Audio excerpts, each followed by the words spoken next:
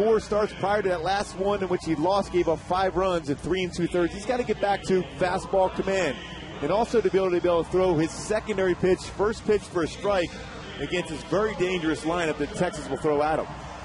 Well, defensively behind Kazmir tonight, you've got Reggie Willits in left field, Torrey Hunter in center, Bobby Abreu in right. The infield remains the same. Franzen, Ibar, Kendrick, and Napoli from third to first.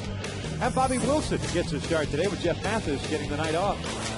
And Reggie Willits has been very aggressive in the outfield, whether Mike Scioscia has him in center field or left field, and even some right field. Throw a great throw in from right field and have a runner at the plate. Been able to slide in both left and right. Lateral movement's been very good for Reggie Willits when Scioscia has called upon him to play that outfield position. All right, today's broadcast is on the American Forces Network, broadcasting the U.S. Armed Forces serving in 175 countries and aboard ships, I should say, at sea. They're watching around the world in Iraq, Germany, Italy, Southwest Asia, South Korea, and Japan. Welcome. We hope you enjoy this ball game, especially if the Angels win. And they will be rooting for the Angels. Halos taking game 1 last night, 6-5. The victory. Yoel Pinheiro pitching 6 solid innings, even though certainly did not have his best stuff, picking up his 8th victory of the year. Scott Kazmir starts this game off with a pitch outside for ball 1. Elvis Andrus last night, 3 for 5. All 3 singles. Kazmir immediately falling behind at 2 balls and no strikes. Scott took the loss the last time out against the Dodgers. It was right here at home. 3 2/3, 5 earned runs. There's a fastball for a strike. Andrus has a pretty good eye for a young hitter. Had a lot of success against the Angels early on in his career here. Hits the ball on the ground to utilize that speed. There's another strike. That'll even the count at 2 balls, 2 strikes. Scott, a 6-2 mark, a 2.37 ERA in 11 career starts against the Texas Rangers. Native Texan himself. The 2-2. Andrus puts it on the ground to short. Ibar's got it. One shortstop retires the other. We start this ball game off with a ground out. There's the first down of this game. The comeback by Kazmir, fell behind 2-0, but made some quality pitches. Inside, got a ground ball, jammed him. Makes it more difficult to get out of the batter's box also for Andrus. Yeah, I mentioned that game the last time out for Scott here at the Big A against the Dodgers, and his numbers at the Big A this year just have not been that good. I mean, he's pitched much better out on the road. Is there something you can point to as he delivers a strike here to Michael Young? It's unusual because it's a good pitcher's ballpark. You can make some mistakes, especially in the left center field or the center field, and be forgiven. Ball's not going to get out of the ballpark. Maybe it's the comfort level too comfortable. The focus isn't there. That one missing outside. It's 1 ball, 1 strike. Scott here at home, 2-3 and a 6.84 ERA. And then on the road at 5-3 mark and a 4.73 earning. And also maybe the way he warms up as compared to coming in from the game on the road. He sits in the bench and watches the offense try to score early on as compared to pitching and then come right into the game. This one out to right field. Abreu coming on. Had troubles with it. Makes the basket catch. Gary Pettis saying that ball bounced. Michael Young doesn't argue. And nobody else is coming onto the defense of Gary. Probably said no problem. I had it easily. Michael Young still looking back thinking, did that ball hit the ground?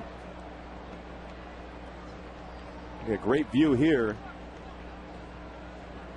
No problem. No, in the glove. He got it. I mean, Gary's right. The ball hit the ground, but the ball was in the glove. Never lost control of it, so 2 outs. Here's Ian Kinsler, who swung at the first pitch yesterday against Pinheiro and hit a home run. This time, the changeup, circle change.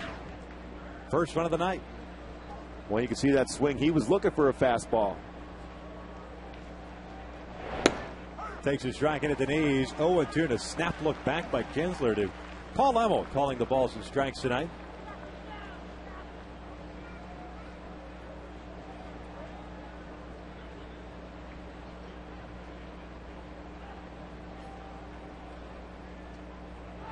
Kinsler rolling this one over to third. Franzen's got it. And a low throw, but Napoli takes care of it at first base. A nice start for Scott Kazmir. 3 up and 3 down. We head to the bottom of the first with no score.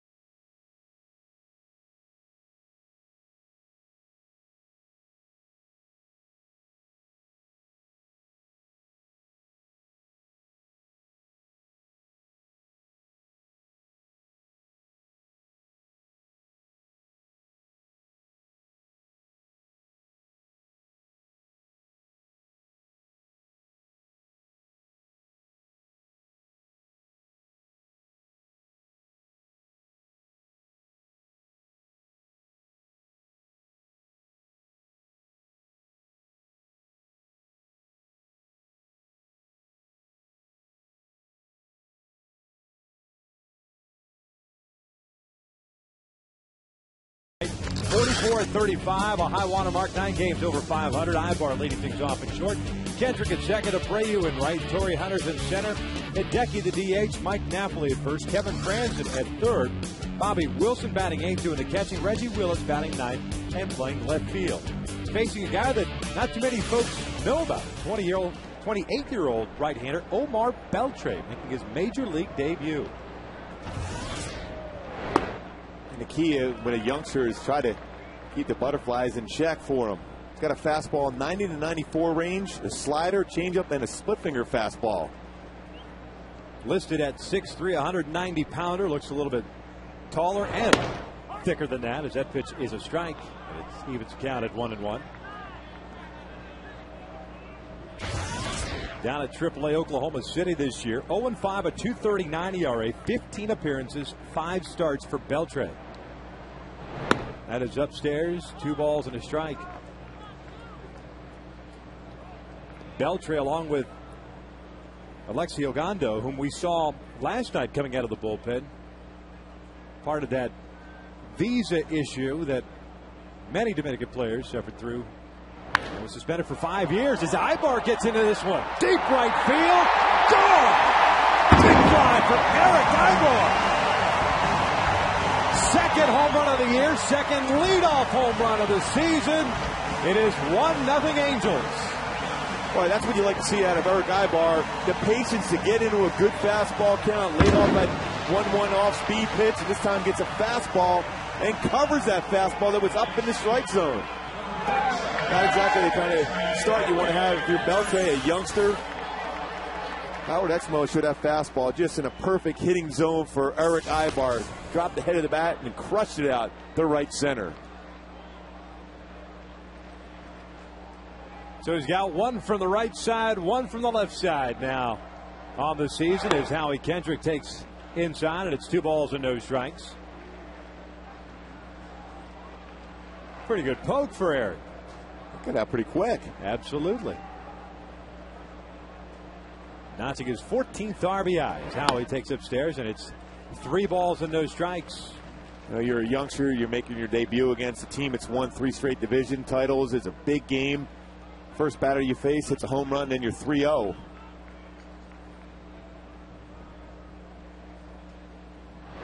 Howie takes shine. That's a 4-pitch walk. Now, Beltre obviously has a lot of professional experience, even though he was not allowed to obtain a visa to come to the States for 5 years, did pitch in the Dominican Summer League, and just like anything else, he had some elbow problems in spring training, so he did not get a whole lot of action in spring training after getting the visa in February. But like I said, 15 appearances at AAA. They like his mechanics. They like his ability and stuff. It's just a matter of being able to hone it all in, especially at this level. And also, anytime you're making your debut at the major league level, you're trying to do too much. You're trying to overthrow that fastball. You can see he's got a live arm with good movement on the fastball, but he's trying to rush it through the zone.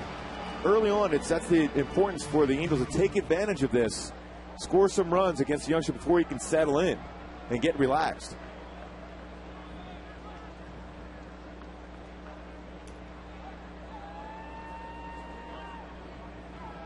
There's Bobby Abreu. He'll take a fastball in for a strike. The Rangers opting to push back Colby Lewis a couple of days. No injury, just wanting to give him an extra couple of days. Beltre taking a spot of Dustin Nippert in the rotation. Quick throw to first. Howie is back. When driving in today, I was listening to Ron Washington on a local radio station out here in Los Angeles, and he was talking about the importance of keeping an eye on his young pitchers as far as giving them extra day rest if possible. If there's a significant lead, go down to the bullpen to limit the amount of pitches. He's got some very good arms in their system, and guys that are up at the big league level, you just have to keep an eye on them. Well, he's bounced back after that 4-pitch walk to Howie to get ahead of Abreu at 0 2 strikes. Bobby was 1 for 4 yesterday. The one, a big double that came with the bases loaded. 3 RBIs, giving him 42 on the season.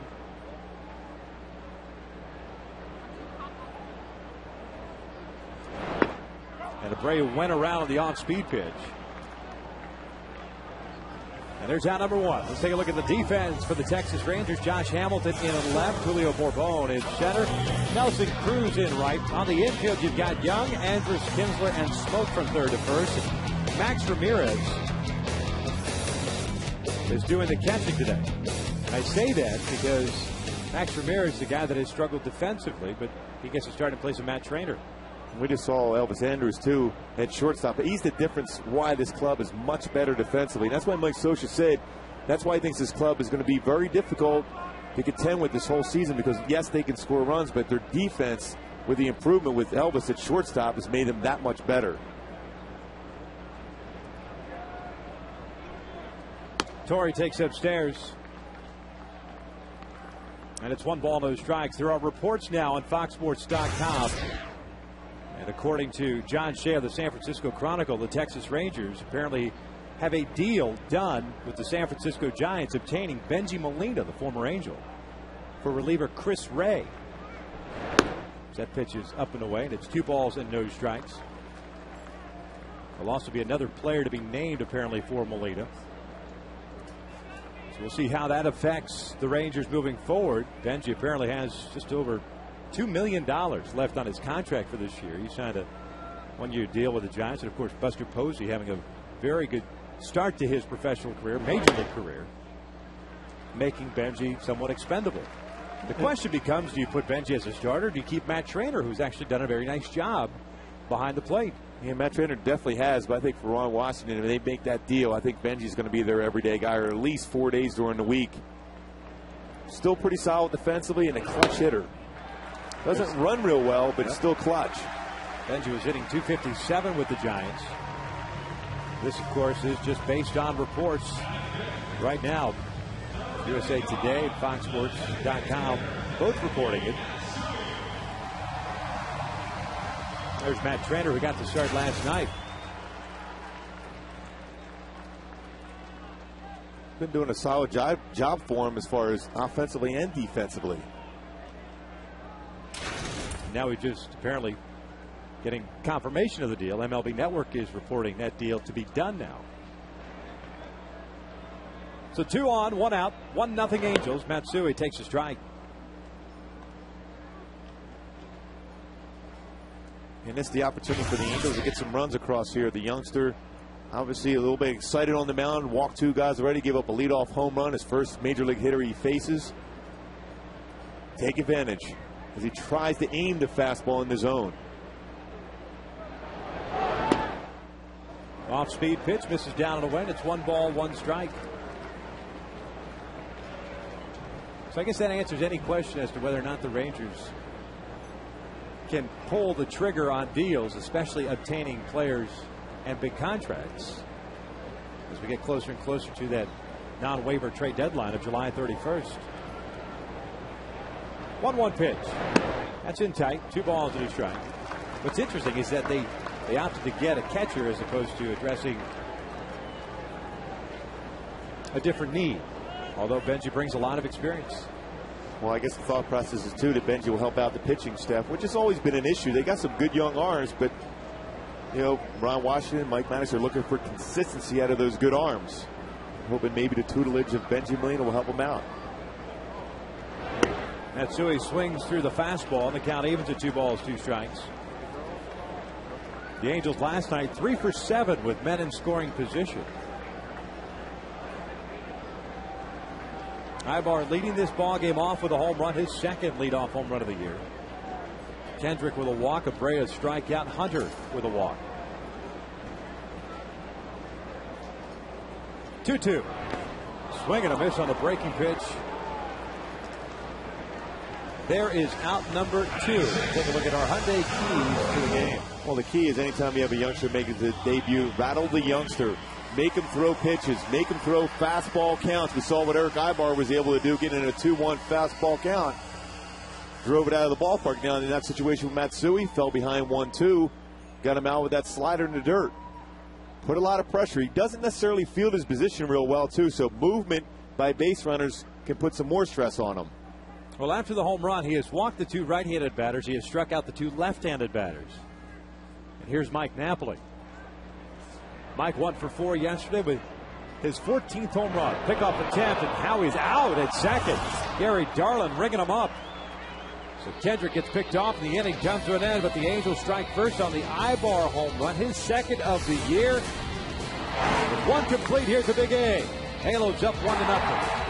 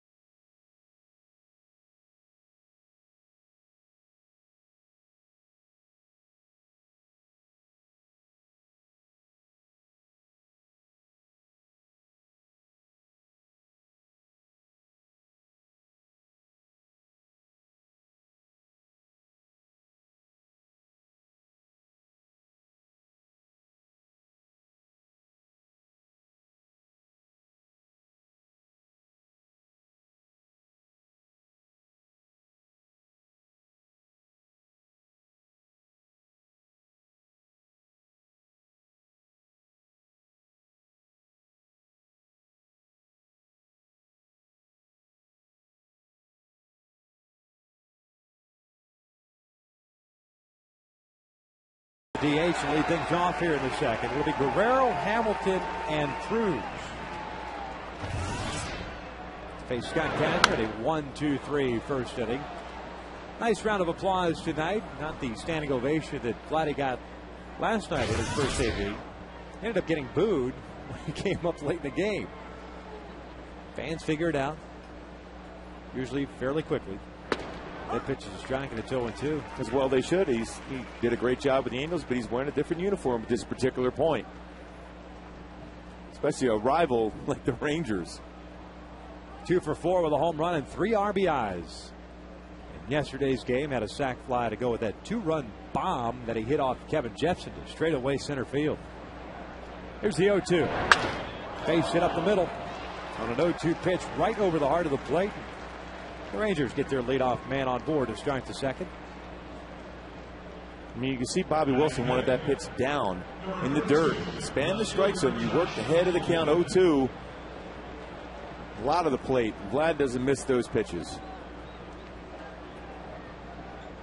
So it brings up Hamilton, who extended his hitting streak to a major league high this year. 22 games yesterday with a base hit. His only knock of the ball game, 1 for 4 overall. This one grounded to second. Kendrick feeds Ibar for 1. Relay on the first, not in time. Kind of took a while to develop. Hamilton legs it out, and as he ends up out in shallow right field, appear to be stretching the legs out. So I don't know if the hammies maybe tightened up on him a little bit, especially on that last lunge, I should say. Two really good friends there, Vlad and Ibar, going way out of the baseline. It's baseball. You're supposed to take out the shortstop on that play to prevent a double play. And Josh Hamilton still runs very well. But you're right. He looked like he was not feeling 100% when he crossed the base. That slide, not much of a factor on that. Just ball was not hit that hard. Always tough for second baseman to get that thing started. Still has not rolled into a double play this year. He's at first with 1 out. Nelson Cruz, no ball, 1 strike count. And the interesting thing about that ground ball, when Howie made that play to turn it through the Ibar, the sun was going right through the crease in the stadium, right into his eyes as he was making that throw to Ibar. 0-1 pitch outside. Nelson was 1 for 4 yesterday. Comes in batting .321 with 10 home runs and 39 runs batted in. Hey,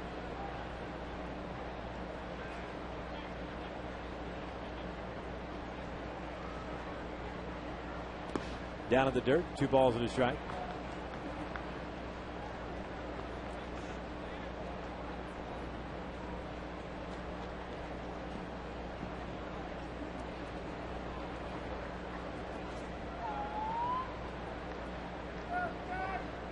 Cruz getting a lot of attention and votes for the All-Star game.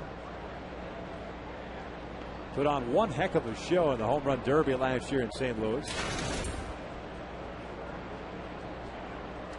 Speaking of St. Louis and home run derby, I guess Albert Pujols said he will not participate in home run derby.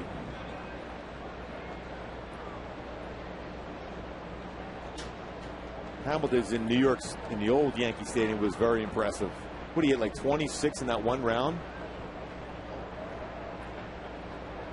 Cruz swinging at the off speed, and it's 2 balls, 2 strikes. Something like that. That was in the 08 All-Star game. Well, he had some colossal home runs. It seemed to be a spot where the late Mickey Mantle used to hit it in the way the old stadium was set up at Yankee Stadium. Almost hit it out of the entire place. Then all of a sudden, after that home run derby, he went into a slump.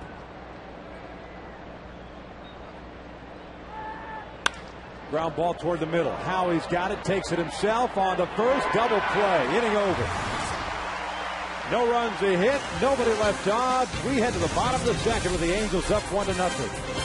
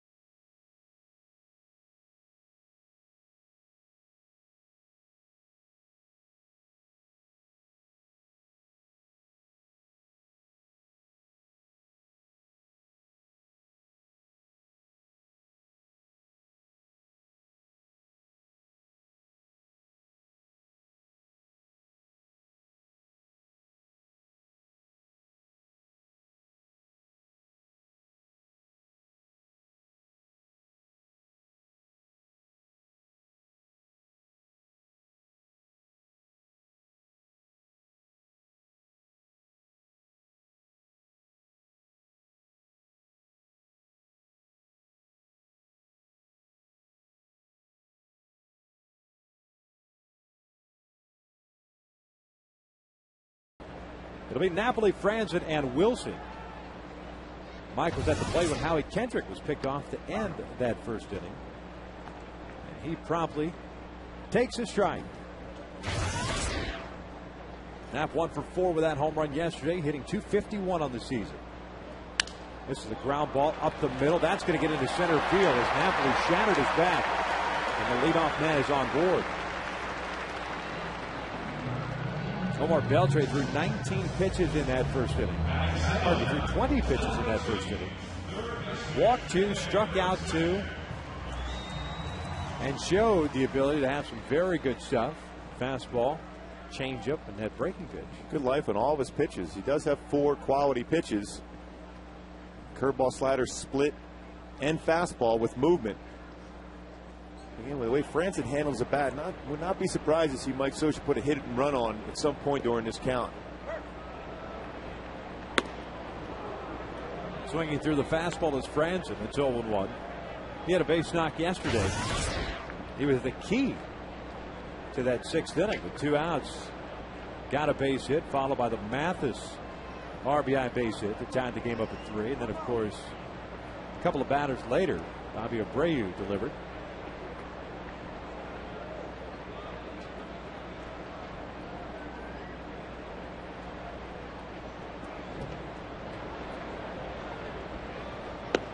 That breaking pitch caught the inside corner. 0-2.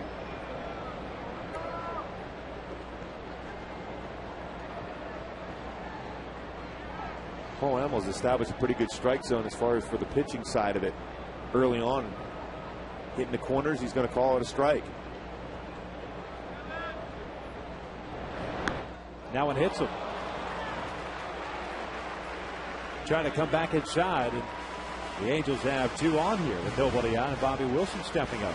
We got late what Kevin Franzen did too. Didn't make any effort really to get out of the way of that pitch behind the count. Like a split finger fastball that ran inside, took it. Turned right into it. Good job. Need base runners. Exmo will show this pitch. Got underneath it. He pushed the split finger fastball. No need to get out of the way of it. Especially with Ramirez where he was set up. He was set up on the outside part of the plate. Better that than a 94-mile-an-hour fastball. I think you're going to turn into a split, yes. Not a 94 with movement. Wilson showing bunt, drops a beautiful bunt up the first base line. Will flip it to Kinsler, and that's a sac bunt. Napoli moves to third, Franzen to second. Boy, what a nice job of deadening that baseball. Doing the little things. Bobby Wilson very good defensively behind the plate. Team ERA and win-loss record's been outstanding, but doing those little things to create opportunities to score. Playing catch with the bat, put it right down there, force the pitcher to field the baseball, and advance the base runners. Forcing the infield in now for the Rangers with Reggie Willits up. And this is sometimes a benefit to Reggie Willits, the guy that doesn't really drive the ball. You open up that shallow outfield. There's a bouncer up the middle. That's a base hit. One is in. Here comes Franzen. He will score. It is 3-0 Angels. Well, I was just thinking right along with you, Victor, on that one. Bringing the infield in because Reggie's a guy that tries to serve the ball into the outfield, doesn't hit it particularly far, puts the ball in play. When you bring the infield in, that's going to give him a better chance of getting a base hit, whether just over the infielder's head or chopper like he did up the middle. Aggressively swinging first pitch. You don't see Reggie swinging at the first pitch too often, but with the infield in, felt more confident, came through. I think in that situation with Elvis Andrus at shortstop, at the very least, you limit the scoring. I think it's 1 run in. You've got first and third, and still with an opportunity for a double play, even though Ibar's at the plate now. But the Angels certainly will take it as Ibar takes a sinking fastball in there for a strike. Good movement on that 2-seamer from Beltre. Ibar with a home run at his first AB, so he is 1 for 1. Reggie now with his 4th and 5th RBIs of the year.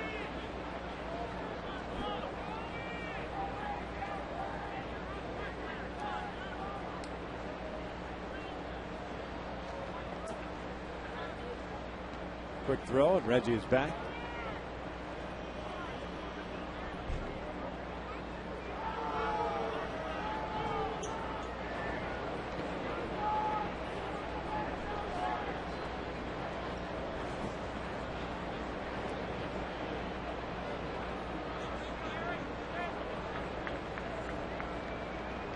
0-1 pitch. It's outside the off speed. 1-1. And now it's time for a Coors Light Cold Hard Blast. Mr. Beltre, welcome to the show, because that baseball is going to go out of the ballpark. Right center field, 2-1 Chiefs. Gone, Bird. Ibar leading off the game for the Halos. You ever thought about calling Def Jam records? I mean, because you can rhyme. Let's think about it. Right after the game, possibly. Hang out down in the LBC. You and Snoop Dogg. I'm sorry, D.O. Double Jizzle. Is there any doubt about that? 2 balls and a strike on Ibar with Willits at first.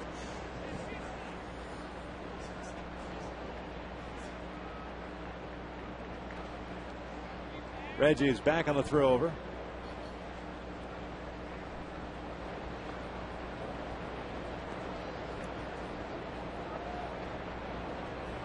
Beltre really slowing things down now, having thrown 30 pitches, 15 for strikes, 15 for balls. That one's down and in. 3 balls and a strike. And it's a shame both Beltre and Ogando got caught up in that situation in the Dominican Republic, because it cost them 5 years of potential, number one, income, but most importantly, experience. Because those guys, especially with the arms that they feature, you see Alexi out in the bullpen, you saw him last night, they certainly would have been up in the big leagues, you would think, a couple of years ago with their arms. And the ability to learn the game at the big league level. There goes Reggie. 3-1 is jacked foul down the right field line. We've seen Ibar take a couple of great hacks on pitches on the inside part of the plate over the last couple of games.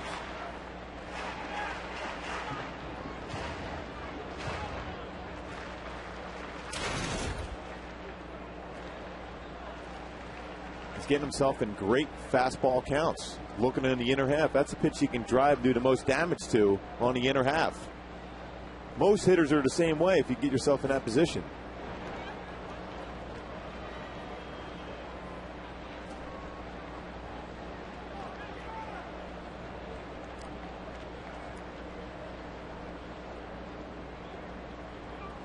Reggie was going on 3-1. Definitely will be going on 3-2. Max Ramirez behind the plate, struggles defensively at times. There he goes. 3-2. Swing and a miss to throw down, not in time. The stolen base for Reggie Willits. But there are 2 outs now with a man in scoring position for Kendrick. Look, he got him with an off-speed pitch. Ramirez no chance to be able to make that throw to get Reggie Willits at second. High throw, high off-speed pitch too. See a good jump from Reggie. Himself now in scoring position. The opportunity with Howie up to get another run across. You got to keep on scoring runs against this Ranger club. It's Reggie's first of the year.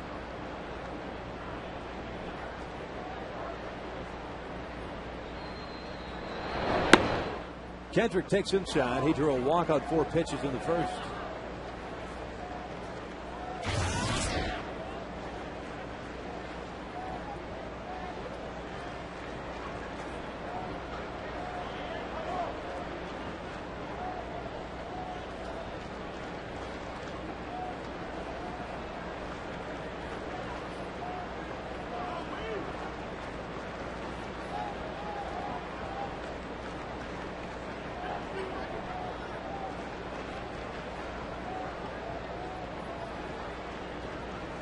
Reggie with a good lead at second. The 1-0 pitch. Now he takes that breaking ball. It's 2 balls and no strikes. We've seen at times now, inning and a half, inning and 2/3 now for Beltre, that getting underneath his pitches, that's just a product of rushing, the adrenaline, trying to stay under control, or lack of being able to stay under control. You're already landing before your arm is going through the arm slot to be able to work down in the strike zone. So your arm is dragging, your elbow is dragging, so you're going to have elevated pitches, whether it be a fastball, or in particular, he's having a tough time getting on top for that split finger fastball. See Mike Maddox looking on. He was able to get, have some, make him laugh there after that leadoff home run, then walk, but it's difficult to try to get a youngster to feel comfortable on the mound when you've already given up 3 runs early in the game. All of a sudden you start doubting yourself.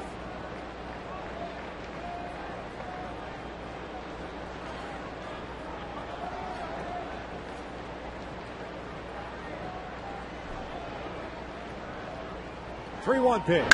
Howie out towards right center field. Cordon was shading him that way. Will track it down for the third out. The Angels tack on 2 more runs on the Reggie Willits base hit after 2 complete. Angels up by the score of 3-0.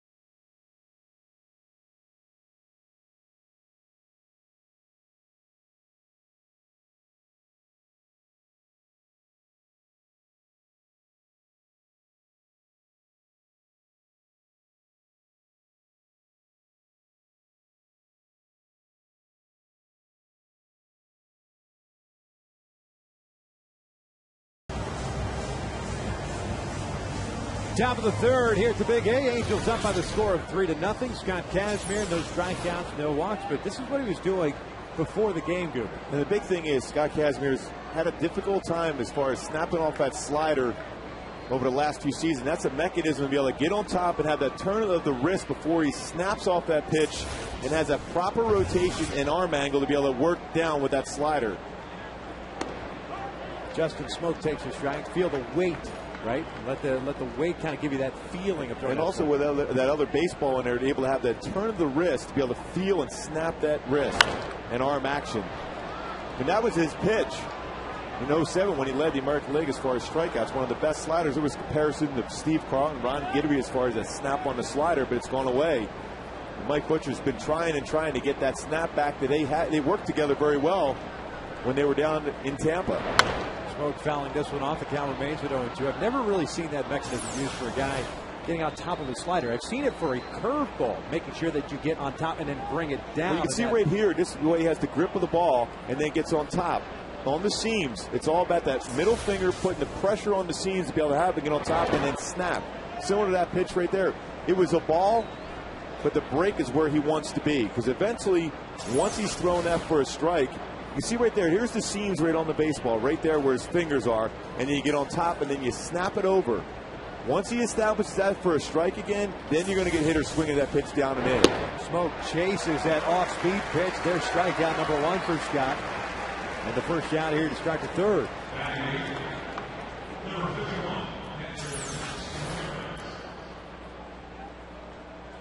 Well, he established that slider on the inside part of the plate and gets Smoak on that changeup. Well, in our Hunt Expo will show the circle change, the grip on that pitch out runs away from the batter. Looks like it's going to be an inviting strike down the middle, then that tail action like a screwball gets a swing and miss.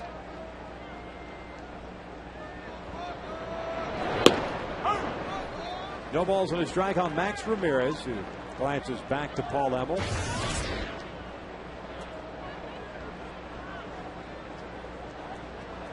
Ramirez batting .227 on the year, a couple of home runs, 8 RBIs. Came on as a defensive replacement for Matt Trainer last night late in the game.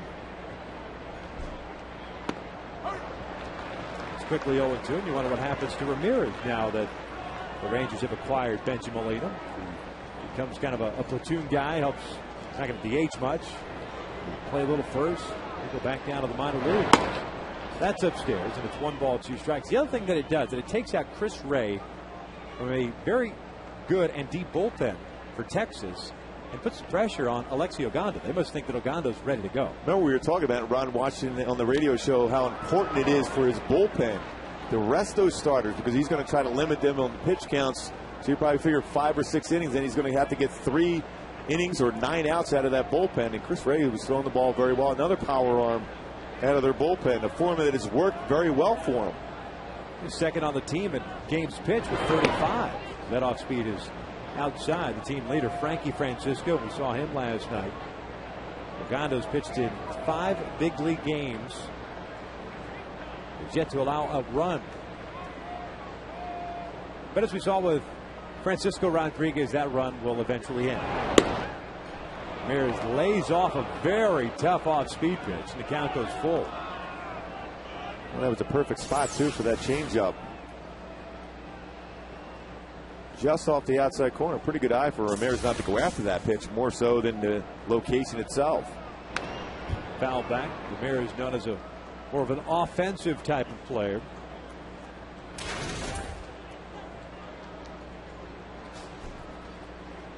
One of these catches here, Ramirez, a trainer, is thinking, I may not be here tomorrow now after that deal has been made.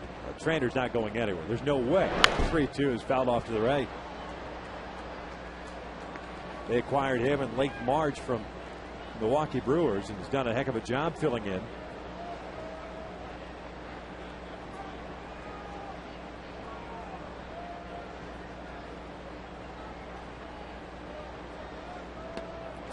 Got him on the off-speed pitch.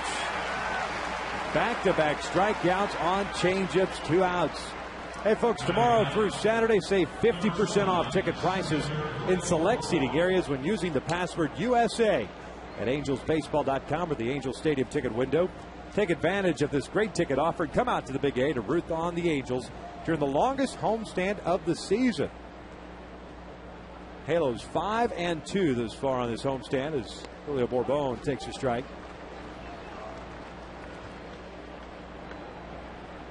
Got the Kansas City Royals rolling into town for 3 over the weekend, and then back out on the road for a week. The count evens at 1 ball, 1 strike. Angels go to Chicago to play the White Sox for 4, and then make their second visit to Oakland. 3-game series next weekend. Then it's All-Star break time. On the ground is short. Ibar's going to have to hurry. Speed dug out by Mike Napoli. It's a 1-2-3 inning for Scott Kazmir and the Angels. Middle of the third. Halos still up 3-0.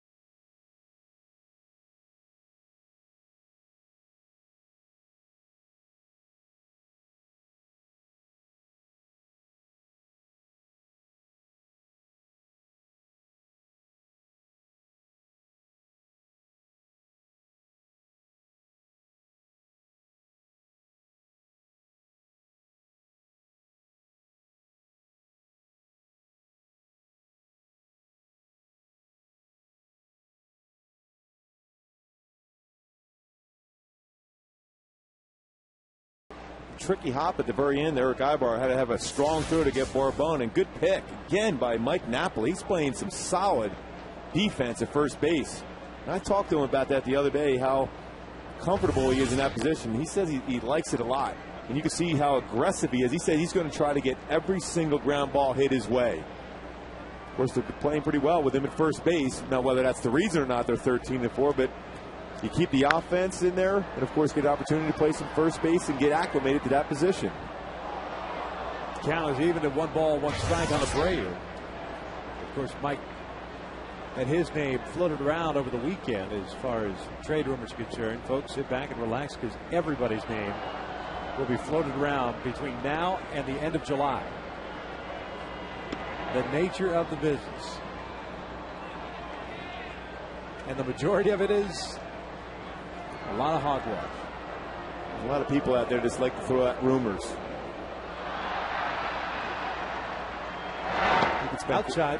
We could spend a long time talking about some times that my name was rumored in there. There was absolutely no truth to it, but people just like to throw names out there, and it's nice to be able to talk about it when the majority of the rumors you hear are not happening.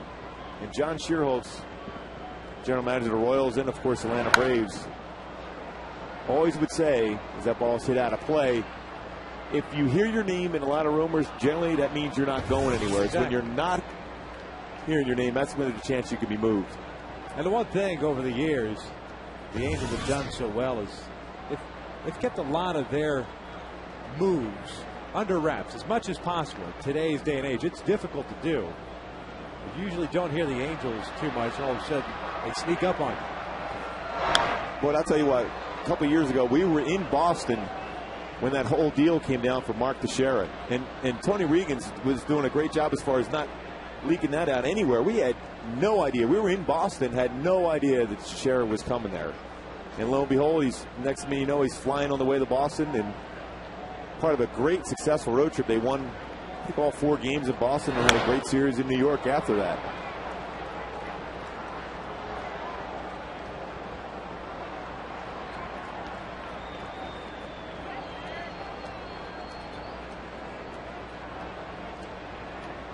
Now, that being said, Cliff Lee is going to get traded.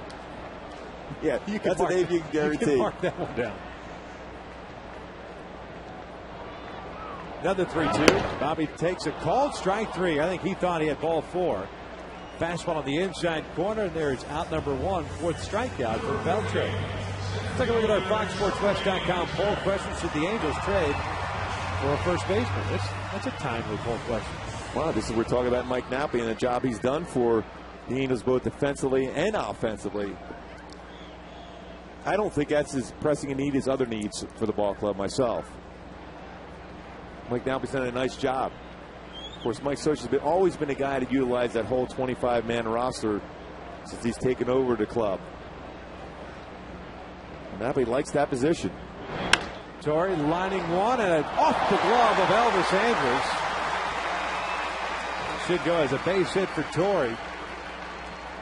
But that one just kept hooking away from Andrus just enough. Looked like he timed his jump perfectly. It just went off the glove. When you know how good he is when he's upset, he's unable to make that play. Fully stretch out to try to make that play off his glove. He has unbelievable range at that shortstop position.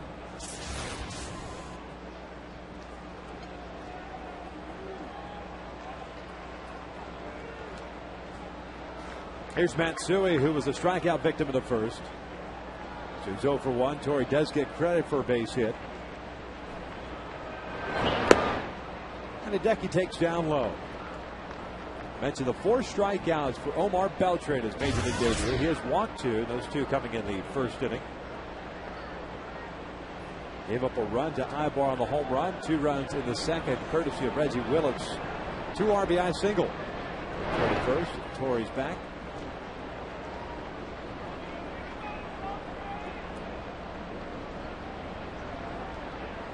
Halos now 5 games over 500 here at the Big A, 22-17.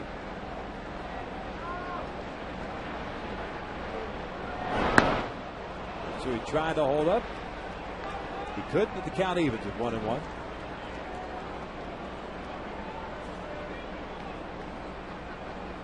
The Rangers and their 8-game road winning streak snapped last night with a 6-5 Angel victory. That put them back to 500 out on the road. Just an 18-18 record for Texas away in the ballpark in Arlington. 1-1 pitch. In tight, 2 balls and a strike. Torrey, a pretty good lead at first base, trying to time Beltre. Beltre's a little more relaxed now, holding the baseball, doing a better job as far as trying to slow down the running game. Certainly a hit and run count now for the Angels, 2-1 with 1 out.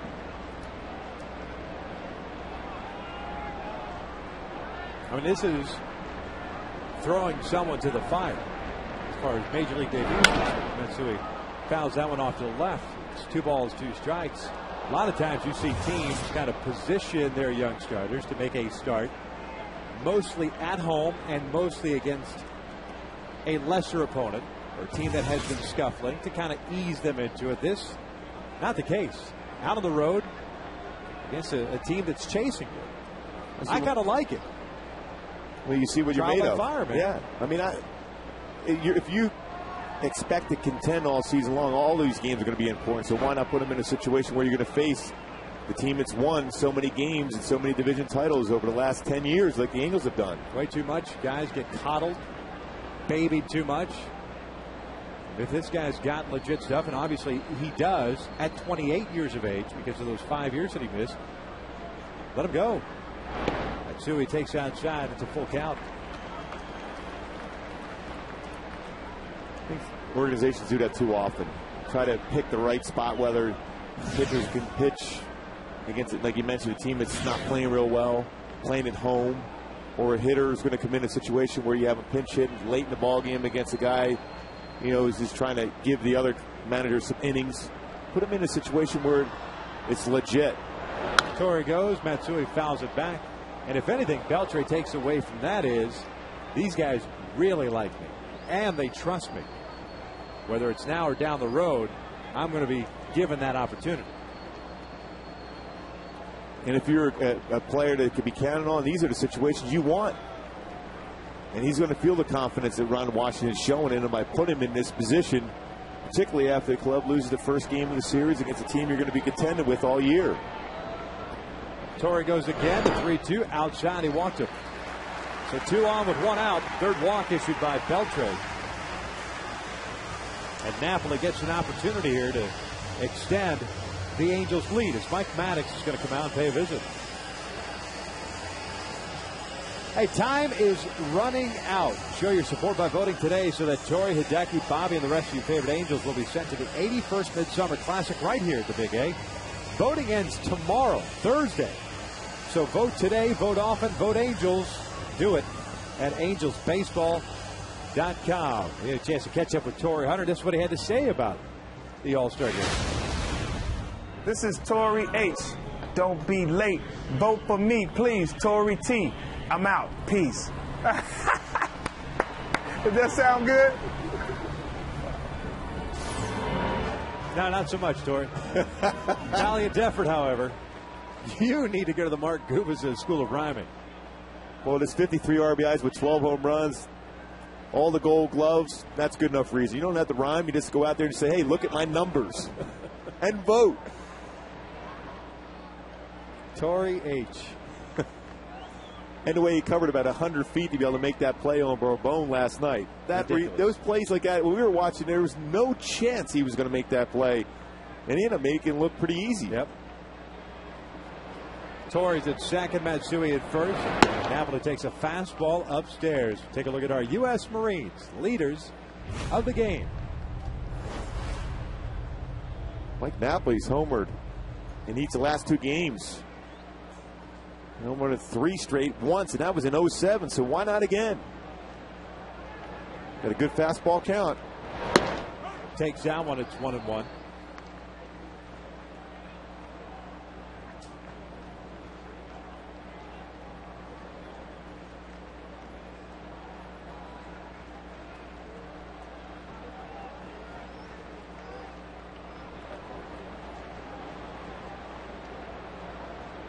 One pitch. Breaking ball, got the inside corner. And it is 1-2. Well, that's a similar pitch he got last night, the backup slider that ran on the inner half, and he turned on and hit it right down the left field line out of the ballpark.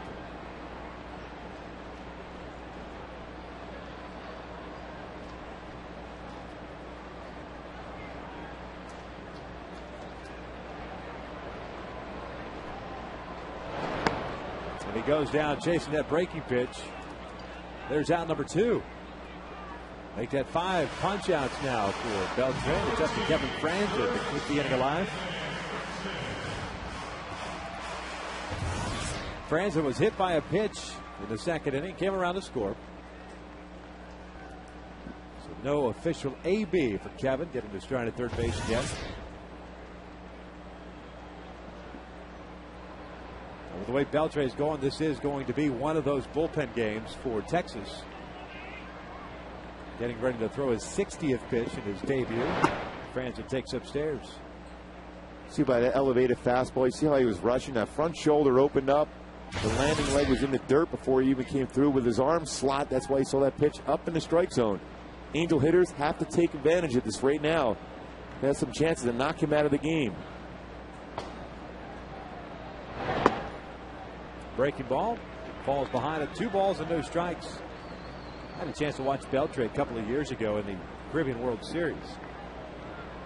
I thought he had more velocity a couple of years ago than he's shown here tonight. You'd think that tonight being the debut and the adrenaline going, that be lighting up a radar gun. He was in the mid-90s a couple of years ago. Franzen skies this one out. Shallow right. Kinsler is there, calls on Smoke, makes the catch. There's out number 3. The Angels get a couple on, leave them stranded. 3 complete. Halo's still up 3-0.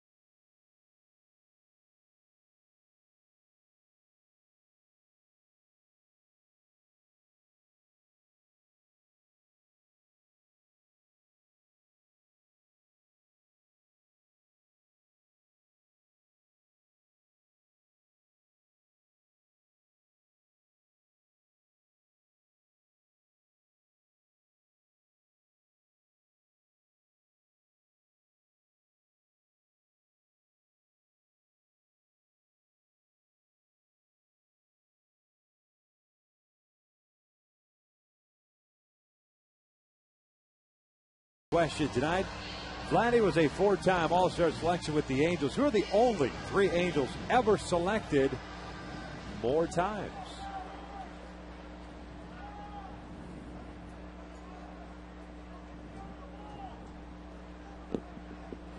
I'm going to go with Troy Percival. Maybe one of them. Okay. Rangers setting up the top of their order. Andrus, Young, and Kinsler. Almost 0 for 1 with a ground ball to short. Kazmir delivers strike 1.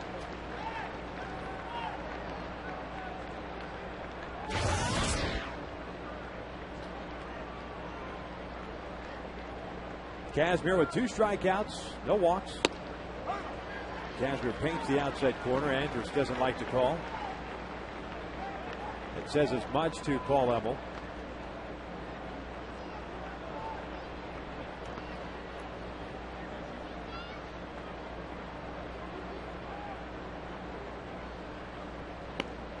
One ball, 2 strikes now. Good idea, though, by Kazmir. You want to go right on the outside corner again, especially after you have a guy that's got a little over a year in the big leagues, questioning an umpire's call of a strike.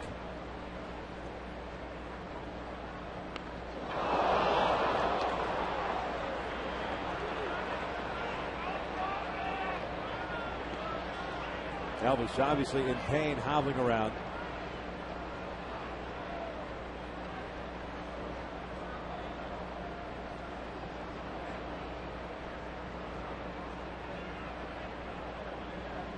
Just got him in the back leg, the back of the right leg.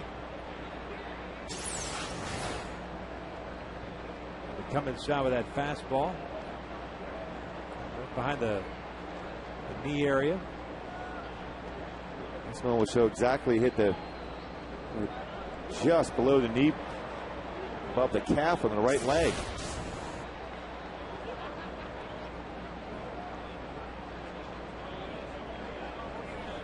So a hit by a pitch puts a man on. Leadoff man on. First time since the second inning.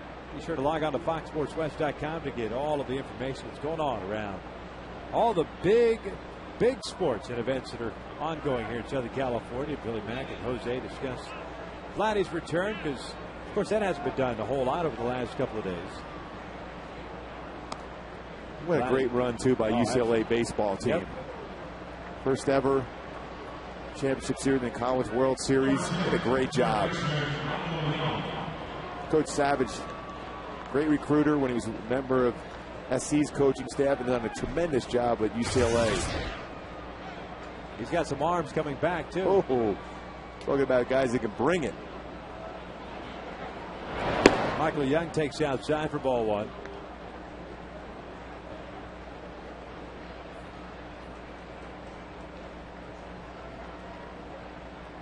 Young hit a fly ball to right field. That was that basket catch that Bobby Abreu made in the first inning. Lines this one. That's past Ibar into left center field. Andrus will advance to second. Or pardon me, to third. Young will advance to second. It's a double for Michael Young. And the Rangers have two on with nobody out in the heart of their order coming up.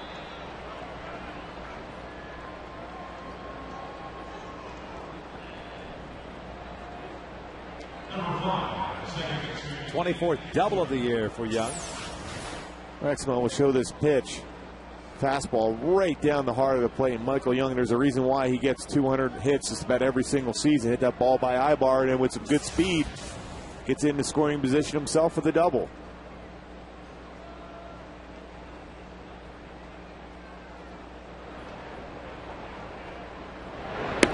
Kinsler lays off the off-speed pitch.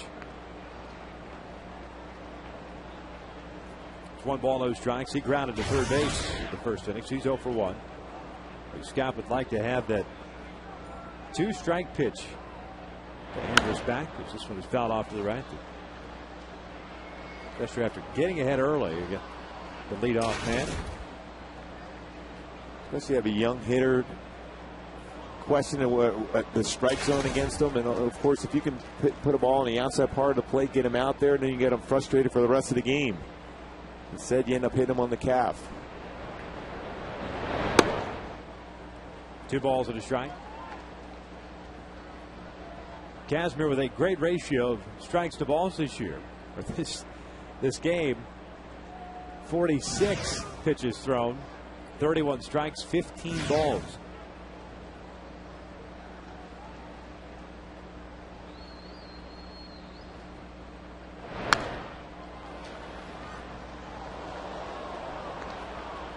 Two and two now.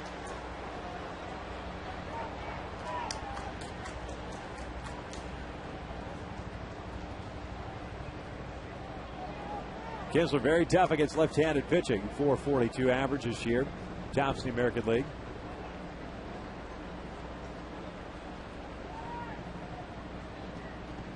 The 2-2. A tight full count.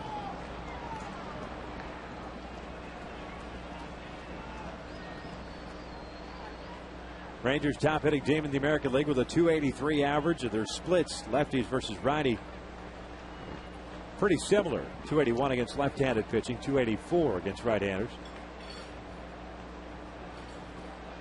And the payoff pitch. Kinsler turns on that one foul. That was the right pitch. Location wasn't there, though, for Scott Kazmir. He turned that changeup over, got too much of the plate. Stays on the outer half. He has him. Got ran down and in.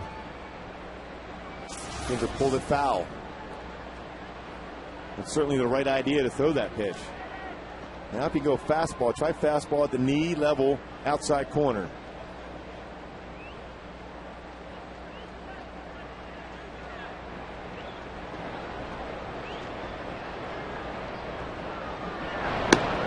Kinsler takes ball 4, and they are loaded up.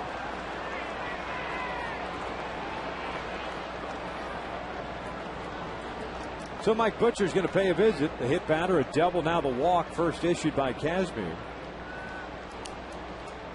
Scott has to face Vladimir Guerrero with the bases loaded and nobody out. Hey, folks, come out to Angel Stadium for Taco Bell All-Stars Sunday, July 11th for 2 exciting events, the XM All-Star Futures Game and the Taco Bell All-Star Legends and Celebrity Softball Game. Tickets available at the Angel Stadium ticket window or just go to allstargame.com.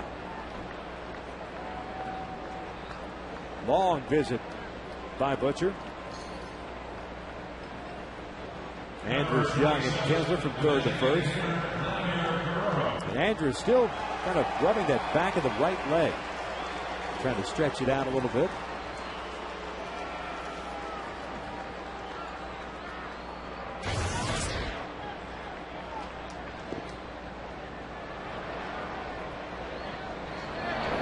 That one's up and in for ball 1.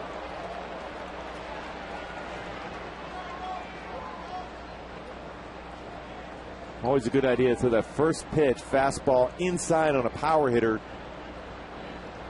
Generally, they're going to be out roaring, trying to drive the ball. You can jam them. That one missing outside, and it's 2 balls and no strikes. The Rangers had a similar situation last night, bases loaded. With nobody out, they got 1 run in. Kazmir falling behind here, and a very good hitter's count for Guerrero. This one out to straightaway center field. Terry could have watched this one go over the wall for a grand slam. Rangers up 4-3.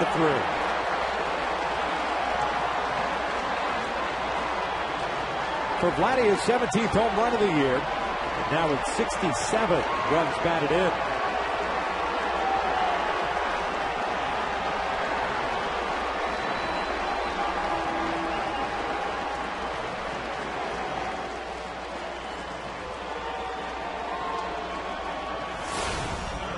Well, first pitch, fastball inside.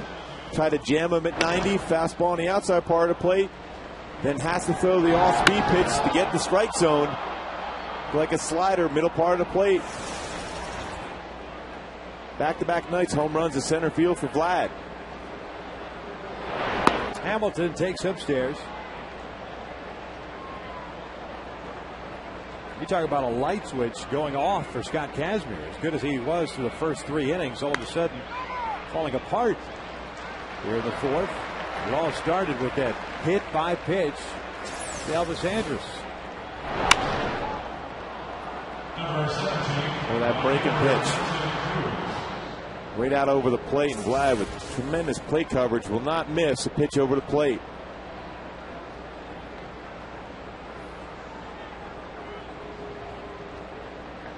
Hamilton retired. Brings up Nelson Cruz with 1 out. He breaks his bound, loops from the left center. There's a base hit. 3rd hit of the inning for Texas. Puts a man on here with Justin Smoak.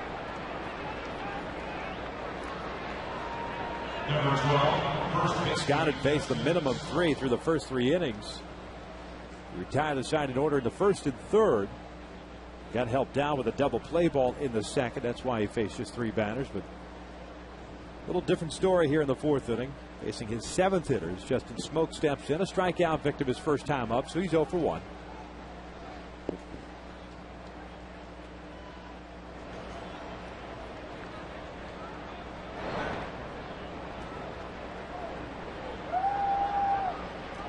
Cruz will run. Did pick up a stolen base in last night's game, picking up his 9th of the year. Still trailing a lot. But team leader Elvis Andrus, who has 22. 1 ball, no strikes. Well, if you're Scott Kazmir, you got to think, okay, that's over and done with. You can't worry about what that mistake made to Vlad. Still part of the game. You have a young pitcher on the mound facing you who's going to give up some more runs. You got to be in a situation where you got to throw up some zeros from now on and win this game. You got to tough it out. Smoke takes a strike on the corner. That'll even the count.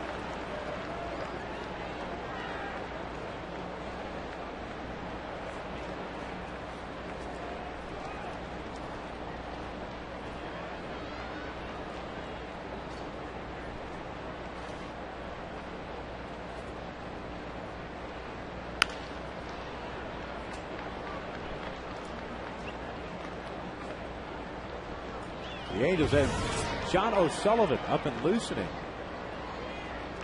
here in the 4th inning. Kazmir having thrown 59 pitches.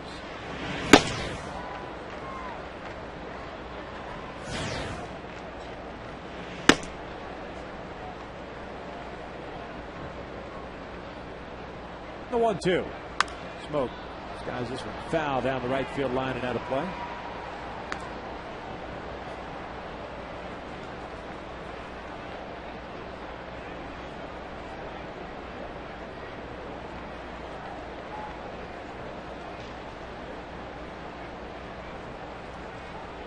Cruz has a pretty good lead over at first. That's just the case with left-handers on the mound. Napoli off the bag. Now, Smoke backs out.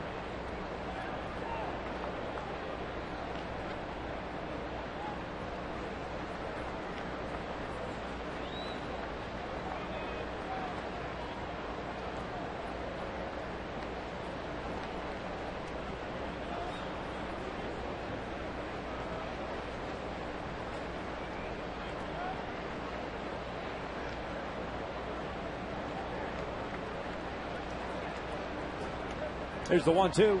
Outside, 2 balls, 2 strikes.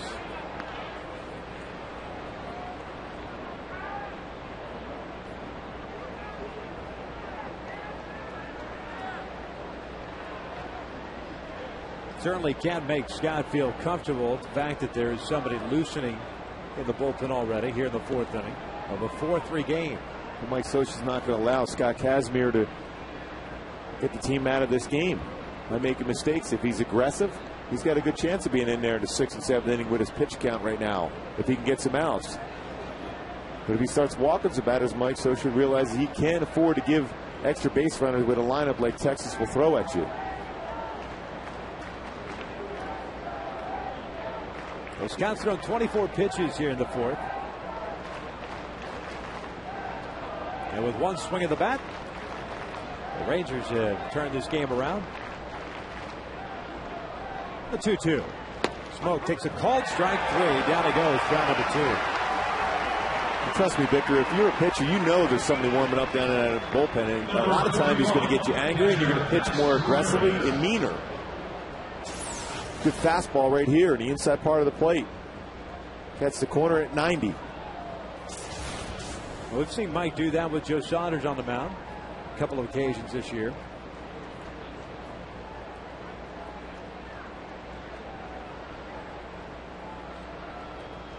Here's Max Ramirez with 2 outs and a man at first. Ramirez also a strikeout victim his first time up as he fouls this one off the mask of Wilson. And there's no more meaningless games. I mean, I think in baseball, regardless of the fact that there's 162 games, a game on April the 5th to me is just as important. A game on August the 5th, September the 5th. They all count, and they're all very meaningful, especially when you're playing the first place team, a team that you are chasing down 3.5 games. Ramirez takes down low, and it's 1 ball, 1 strike. Exactly right. Every game is important. You can't say, well, I'm going to try to get one of my pitchers through this, give him an opportunity, and then lo and behold, you're down by a bunch of runs. Got to try to find a way to win. Best way to do is have your manager have confidence in you to make pitches, but you also have to be aggressive enough to have your manager keep you in a game. 1-2. And more importantly, with an umpire behind the plate that's a pitcher's umpire. And tonight, Paul Emmel has been calling a wide strike zone for both guys. just not taken advantage of it, at least here in this fourth inning. The 1-2. Ramirez swings at that fastball. Down he goes, but the damage is done. Vladimir Guerrero, his 7th grand slam of his career. Near to the bottom of the fourth. Rangers up 4-3.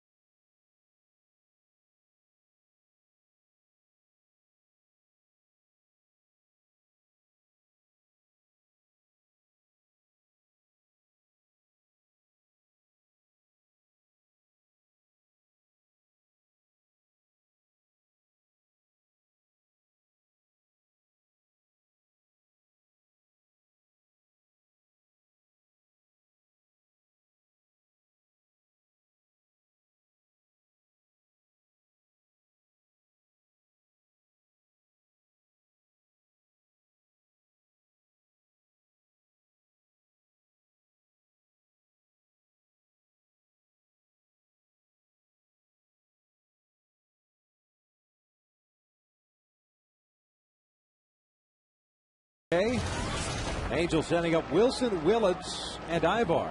That's 8, 9, and 1 against Omar Beltre, who has 5 strikeouts, 3 walks, 1 hit batter in this ball game. Bobby Wilson takes a fastball for a strike.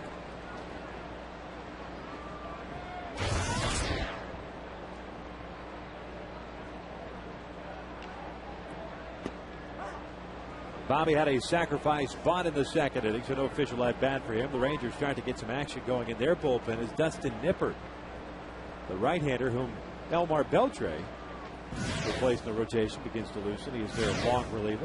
Bobby lining one, and Ian Kinsler was playing out at shallow right. Good jump on that, makes the catch, and there is out number 1. Take a look at our AT&T trivia question once again, talking about all-star appearances. Vladdy, a 4-time All-Star, who are the only 3 Angels ever selected more times. Jim Fregosi, Rod Carew, and Nolan Ryan. 6 times, Jim Fregosi. Boy, Rod Carew, what a hitter. I told you the scouting report on him was to throw the ball down the middle and hope for a line drive and an infielder. Because if you threw inside, he could turn on you, go away, hit the ball hard to left field. It wasn't comfortable when you're sitting there and your manager said, hey, just throw the ball down the middle, though. I'm saying, wait a minute, this guy's got 3,000 hits, I'm going to throw the ball down the middle? I said, that way you can get, at least he'll get his hit right away. Don't waste pitches. And hope it's not a rocket off your cranium. 2 balls and a strike. Ron very involved with the All-Star Fan Fest. At the ballpark a lot during his homestand.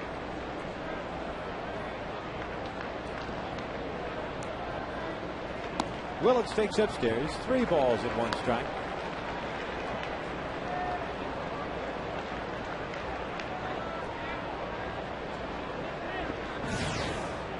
Ibar on deck.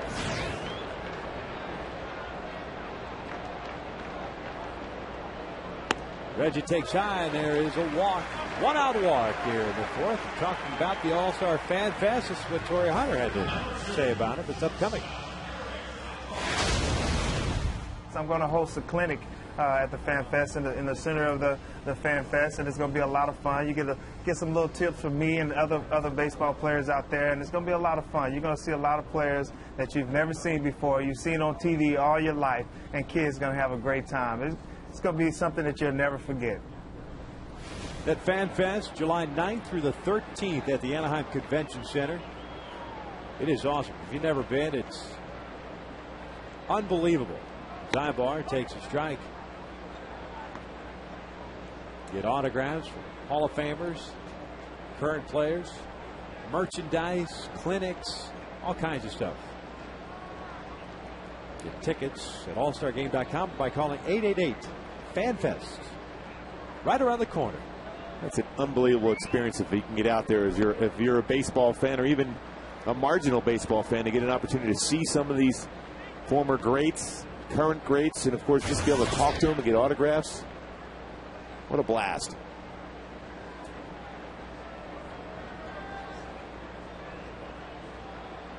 Young fans alike. He'll be holding a clinic as well.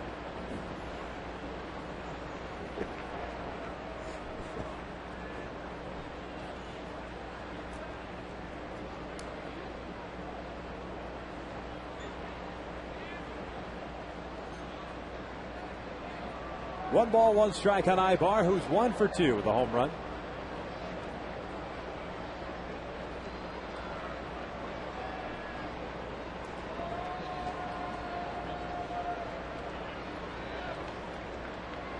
Nippert's about ready to go. Beltre's thrown 72 pitches thus far.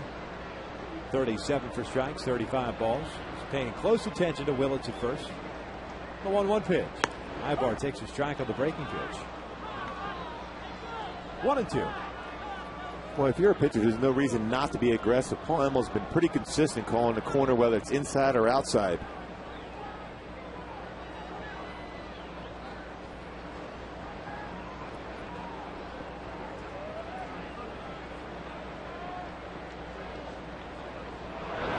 Ibar taps that one foul. Still seeing a lot of those breaking pitches on the inside part of the plate. What if Eric Ibar happens to reach base here? That might be it for Beltre.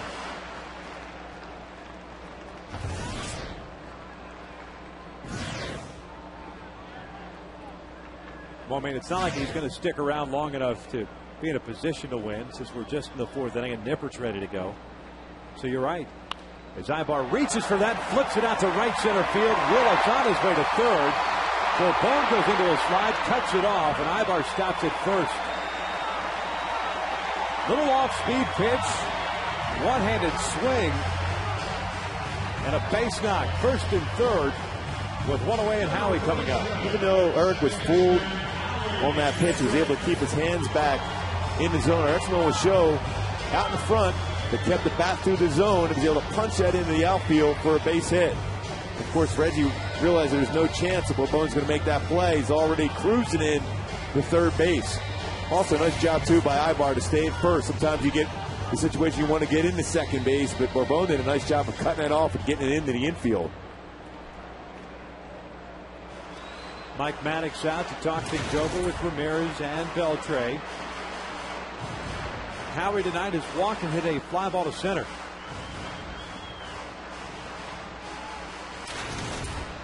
Well, it's the 4th game of the season between the Rangers and the Angels. All 3 games have been tight. All one-run games. First 3, and of course tonight, 1 run right now.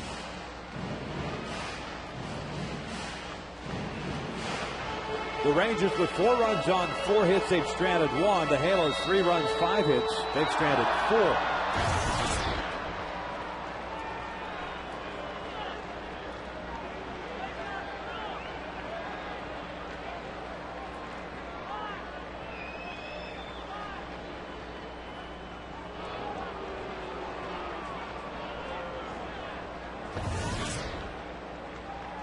Howie glancing down to Dino Ebel as Max Ramirez flashed his signs to the defense.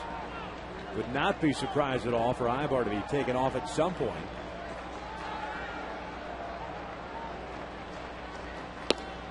That fastball misses low. But Beltre has settled in as far as mechanics, not rushing through things. a little bit more under control.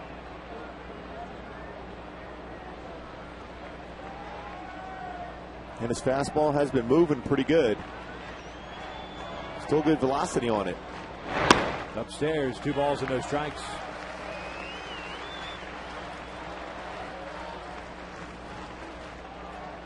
Dino flashing the sides to Howie. Ibar's over at first.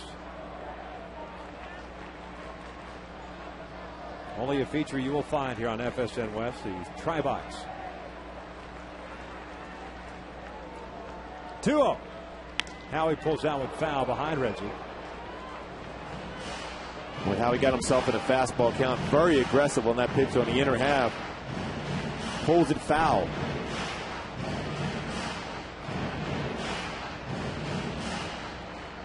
Well, the way the defense in the outfield is set up for the Rangers, if he hits the ball into the alley in left center field, that's going to easily score Ibar from first base.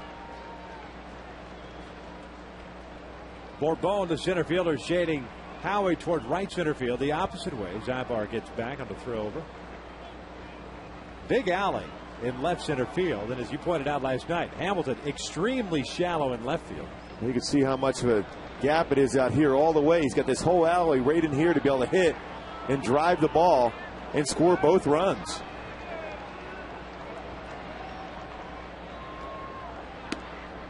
Strike on the outside corner, 2-2. Well, that's a gift. Looked like it was off the outside corner, but Paul Emmel's been consistent calling that pitch on the outer half.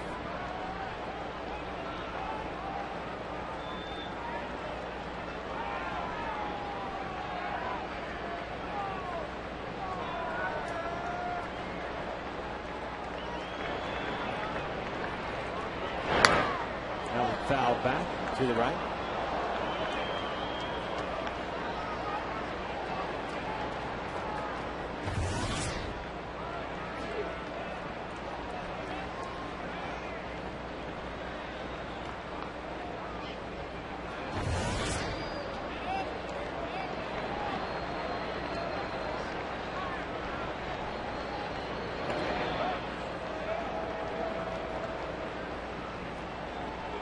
Reggie Willits working the 1-out walk. Ibar followed with a single. Howie with a 2-ball, 2-strike count with runners at the corners.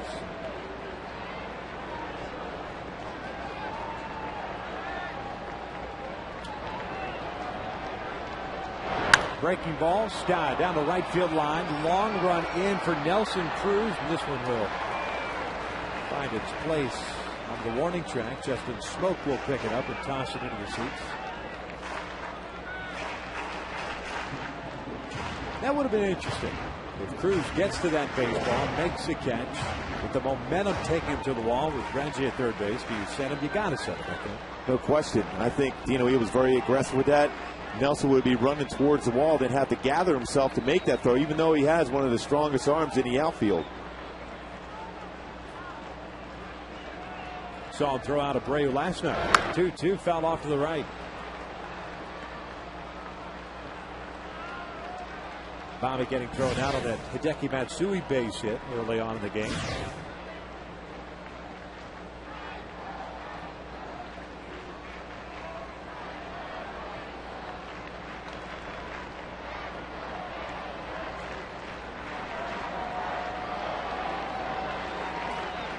Good battle here between Kendrick and Beltre as Ibar has to dive back in. Well, Eric had that look of trying to steal the base. He was definitely going. Just in case Howie hits the ball on the ground, trying to stay out of the double play. Ibar with 11 stolen bases on the year. Second on the team to Bobby.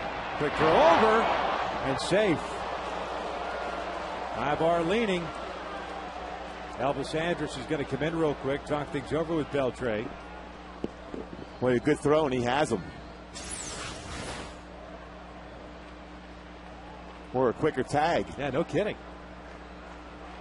Smoke tagging as if he were in quicksand.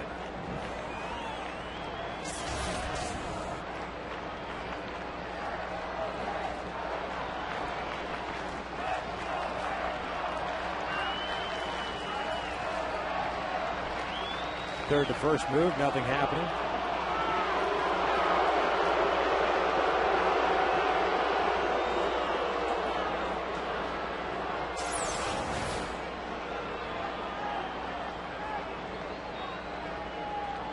You see him looking, trying to find if there's anything that Beltre gives away as far as when he's going home to the plate.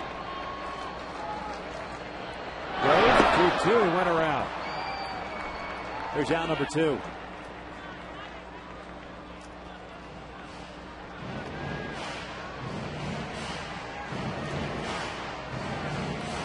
Strikeout number 6 for Omar Beltre. Well, throws him a slider off the outside corner in the dirt. And the Angels had many opportunities against Beltre here early. It's only the 4th inning. They could have scored 5 or 6 runs against him. He's able to make some quality pitches when need be. Now, Bobby had that big base hit last night against Darren Oliver to clear the bases. Has to come through again. He's 0 for 2 in this one against Beltre. 2 strikeouts. Went down swinging in the first, went down looking in the 3rd inning. The fastball is in for a strike.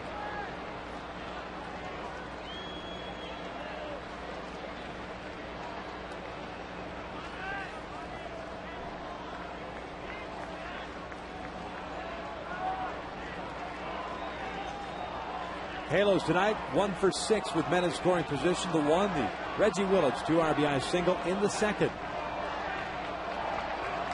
Willits and Ibar, 3rd and 2nd respectively, as Bobby swings and skies one to right. Playable for Nelson Cruz.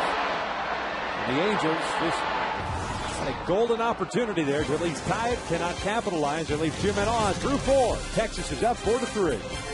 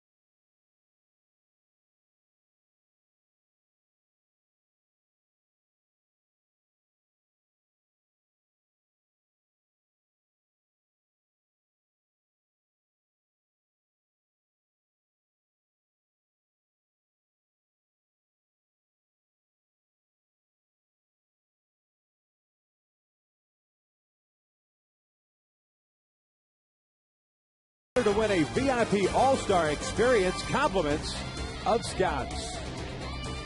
Top of the 5th inning here at the Big A. Julio Borbon leads things off against Scott Kazmir. The Rangers up by the score of 4-3. 9-1-2. Borbon, Andrus, and Young. Kazmir faced 8 batters in that 4th inning, allowing 4 runs, all coming on Vladdy's grand slam as Borbon fouls this one off. And evens the count at 1 ball, 1 strike. Scott has picked up 4 strikeouts, but all 4 against Smoke and Ramirez. Each guy going down twice. Bones swinging and missing on that off-speed pitch, and it's 1-2. Ranger center fielder 0 for 1. He grounded out to short to end the 3rd inning.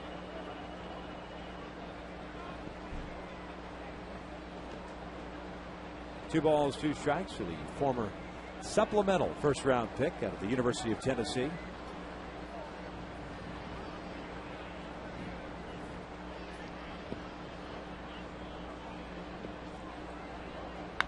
Borbon out toward left center. Tailing away from Torrey Hunter. He tracks it down. There's out number 1. As we take a look at our Jaguar game recap. Well, it started off great. Eric Ibar gets a 2-1 fastball from Beltre, hits it out to start the game off with a lead-off shot. And then, of course, Reggie Wilkes face hit up the middle with the infield in, scores 2. Halos up by 3. But Vlad Guerrero gets that slider out over the plate. 2-0 pitch. Grand slam. Rangers now lead by 1. Andrews taking a strike on the outside corner.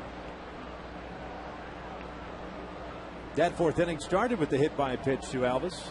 He shows bunt, takes a strike, and it's 0-2. Michael Young followed with a double. Kinsler walked to load the bases. And Guerrero cleared him.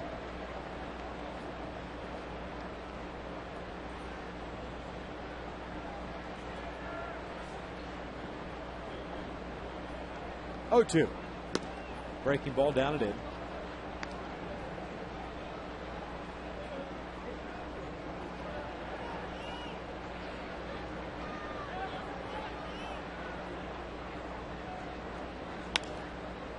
Check swing.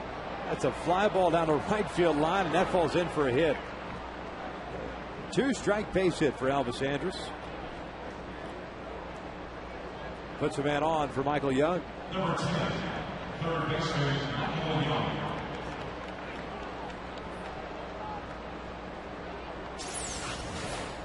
This moment will show exactly where this pitch was located. Down and away off the plate. In protect mode, fights it in the right field for a base hit. Now certainly a guy that Kazmier's got to keep an eye on with 22 stolen bases on the season.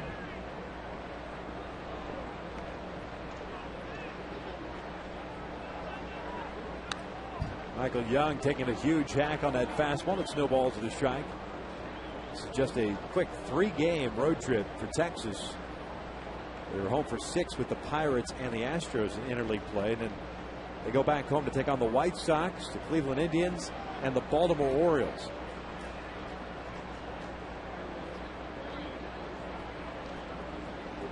Pretty favorable schedule, what you think, Victor, for him? It's all about taking advantage of the schedule that was put out by Major League Baseball. I mean, that's all you can say.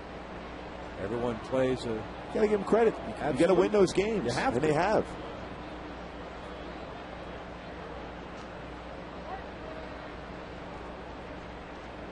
There goes Andrus. Michael Young grounds one to second.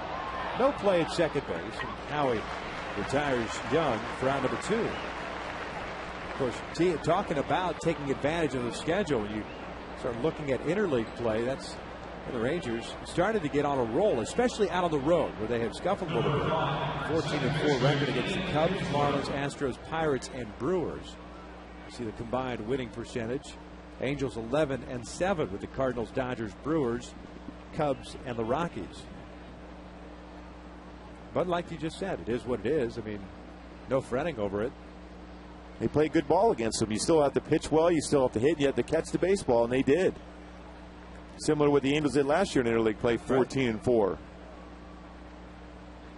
Kinsler takes outside. Ground ball to third base and a walk. He's also scored a run, so Kinsler 0 for 1. Picked up his 3rd home run of the year last night. Did that in the first inning off Pinheiro.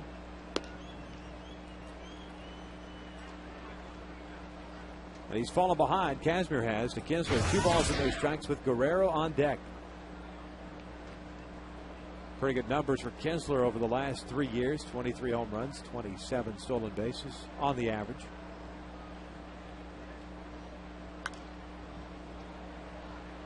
This one will land foul in the seats. It's 2 balls and a strike.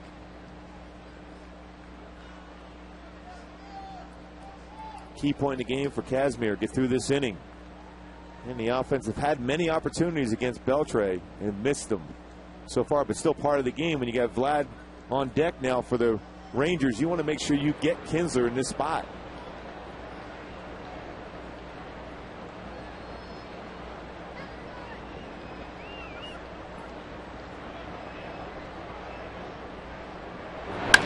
Line shot into center field, a base hit. Andrus has come around to score. The throw from Torrey Hunter is not in time. It is 5-3 Texas.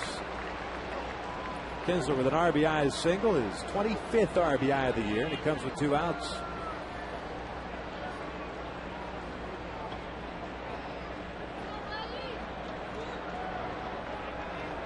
Mike Scioscia has seen enough.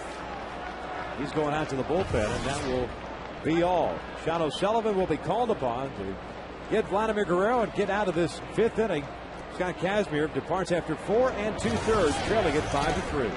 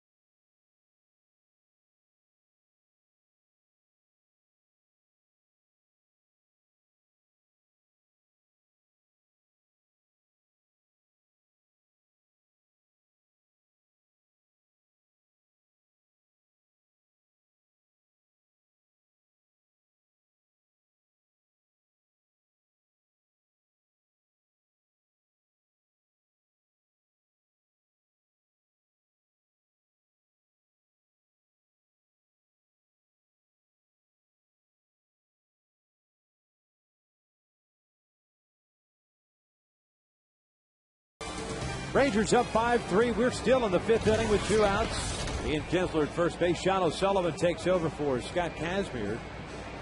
Scott going 4 2/3, striking out 4, but giving up 6 hits and 5 runs. See the numbers for Sean O'Sullivan last year: 5.92 ERA. This year 4 2/3, 1 earned run in 3 games. You know, by the way, big man, Vladdy's coming up. Get it done. Go out there and expand the strike zone. Down some breaking pitches, throw the fastball in off the plate around belt high. Still a very effective pitch against Vlad. Vlad is very good as far as down and in with the fastball, but up and in, not so good.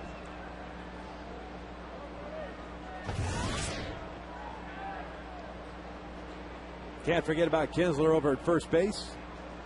He will take a base if you give it to him. Guerrero lining one to left center field. Reggie Willetts not going to get this one. Cuts it off. Kinsler's heading to third base. He'll be stopped there. The throw doesn't go to second. Vladdy is in there with a double.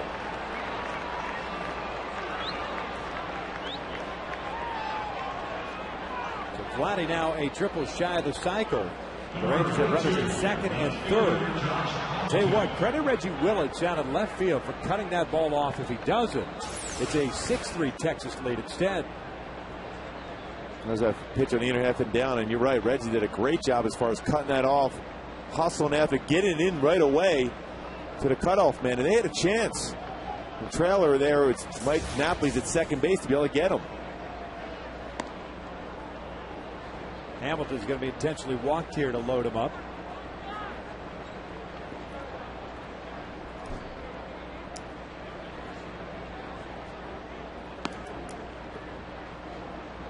There's ball 2. Nelson Cruz will come up with the bases loaded at 2 outs.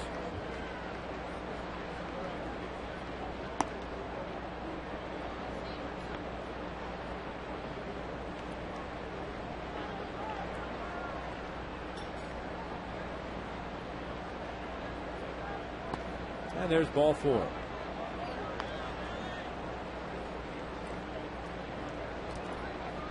Number 17, right fielder, Cruz. So still 2 outs, 1 run in. 5-3 Texas here in the 5th.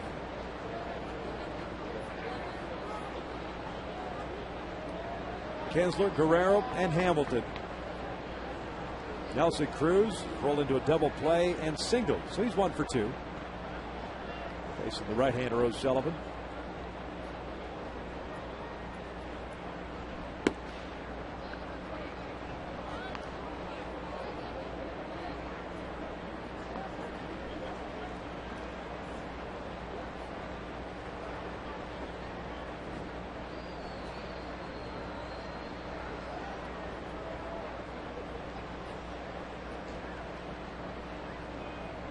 The 1-0.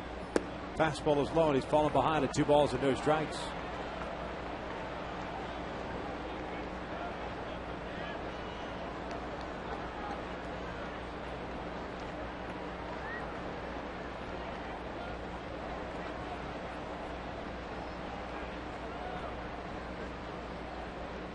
John trying to be careful. The 2-0 is skied foul and out of play. It's 2 balls and a strike. Had to come in and challenge him with a fastball, and O'Sullivan did. Also, Cruz had a pretty good swing, but late on that fastball.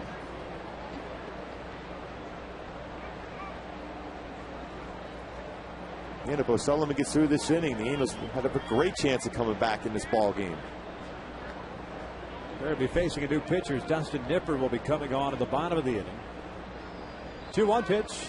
Breaking ball is in there. 2-2.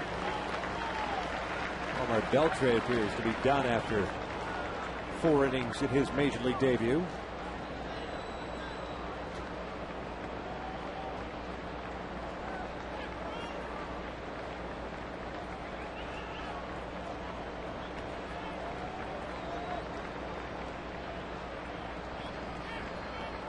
Two pitch, breaking ball, sky to right.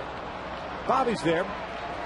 Shallow Sullivan, even though he gets up the double to Vladimir Guerrero, does not allow more. 1 run in. Hit to the bottom of the 5th. Texas on top 5-3.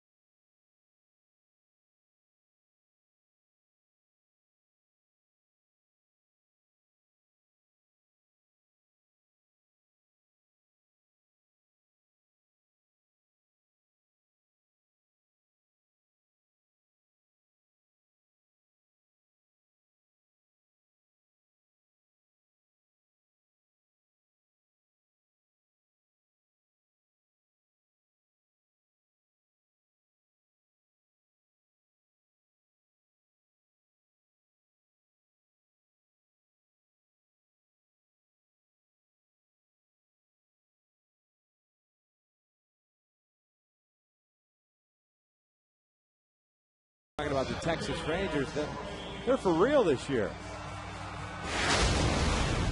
I think they're the real deal. They're not going to, fade out like everybody thinks. I think they're going to, play through the season. They're going to give us a good push, and they've been doing that so far. So these games are very important that we're playing against these guys, and we got to bear down and execute it and do what we have to do. Torrey leads things off against Dustin Nippert, the new pitcher on for Texas. Torrey 1 for 1 with a walk and a base hit. Nippert comes on in place of Omar Beltre, pitching in his 25th game. He's got an ERA of 5.09. So you got fastball 94, 91 to 94. Fastball, curveball, changeup. Torrey chasing Cruz deeply out, playable for the first out here in the 5th. Beltre in his big league debut, 4 innings, 6 strikeouts, 4 walks, 5 hits, including a home run. He gave up 3 runs, all 3 earned. The Angels had a very good opportunity to tie, if not take the lead in the 4th inning, with runners at the corners and 1 out. Just couldn't cash either one in. As Matsui steps up now 0 for 1 with a walk.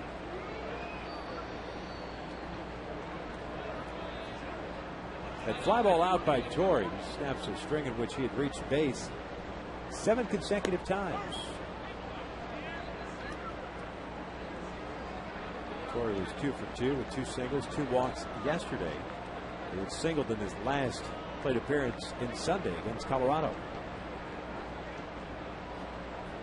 0-1 outside, and it's 1 ball, 1 strike.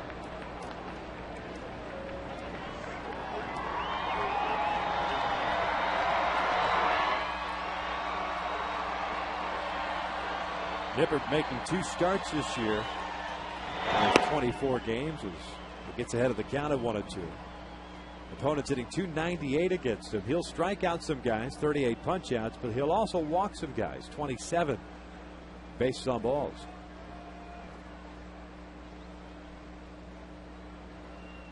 Matsui fouls back that fastball. The count remains at 1 ball, 2 strikes.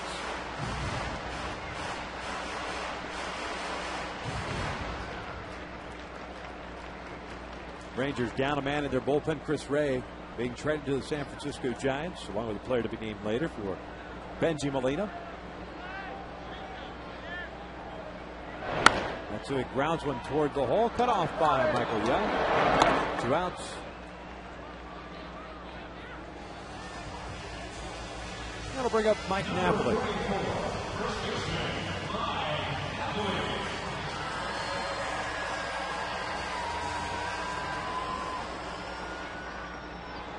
Nippert taking time to tie his shoelaces.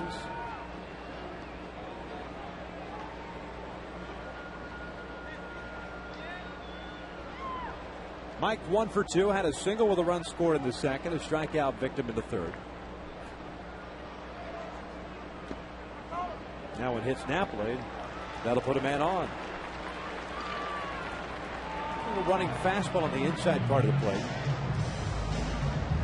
Second hit batter tonight for the Angels. Franzen was punked on a pitch by Omar Beltre.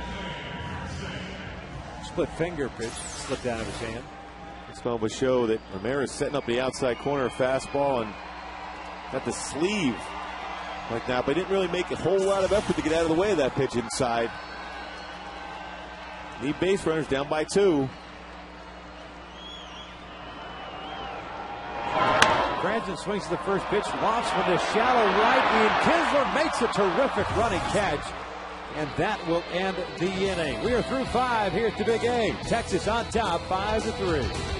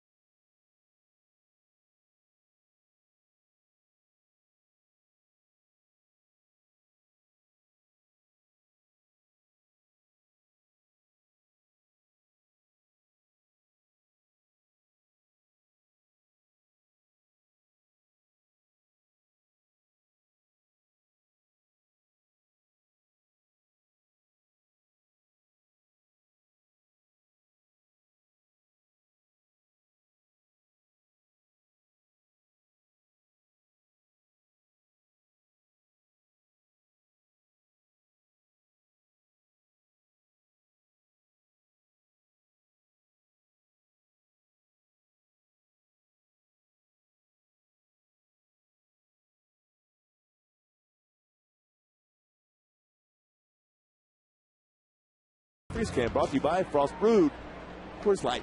Seems like a long time ago, too. Back in the first.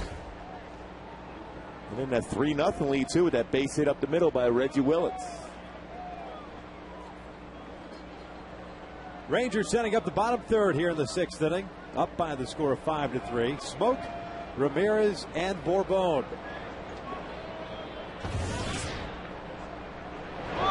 Smoke with a couple of strikeouts, so he's 0 for 2.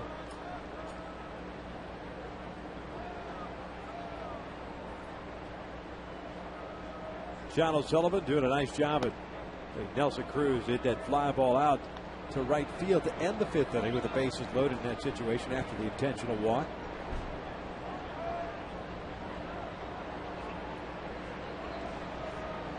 But has fallen behind at 2-0.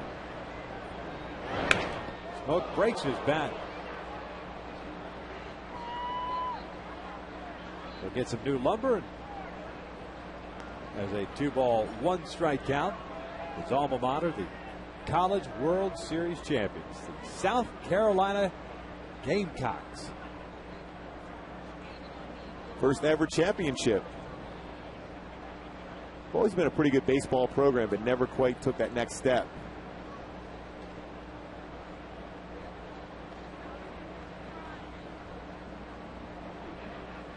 Two one. Hard hit towards second. Nice job by Kendrick on the back. There's out number 1. So they've sent notice, at least to their football program at South Carolina. Wow, look at Victor throwing it out there. Why not? One in the bank. Show me what you got. 0 for the football program. Is that what you're trying to say? I do believe so. Is that not a factual statement? That's the facts, man. I'm not trying to stir it up. That's not the type of guy I am. Max Ramirez takes outside. Oh, certainly not. Max also 0 for 2 with a couple of strikeouts.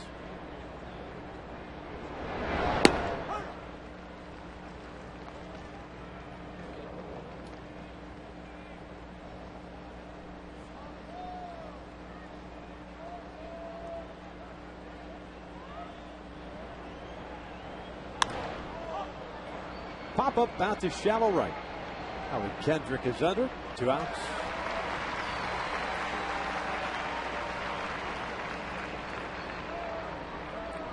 So that'll bring up Julio Bourbon. With 2 outs and nobody on. O'Sullivan trying to sit the Rangers down in order for the first time since that 3rd inning. That's how good Kazmir was going through their first 3 innings, facing the minimum 9. Helped out by a double play bump, and all of a sudden that 4th inning just kind of blew up on him. In his first 3 innings, Scott had 6 ground ball outs, 2 punch outs. Getting ahead of the count, staying ahead for the most part. 9 out of 10 batters, first pitch strike.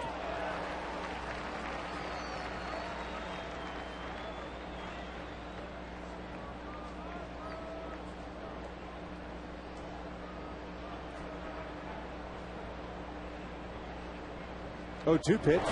Fastball out toward right center field. Bobby Abreu to his right. And a nice backhanded catch. And Julio Bourbon says, where do I have to hit it in this outfield to get a base knock? I quit. I'm out of here. He's going to try to bunt next time. Absolutely. Rangers still up 5-3.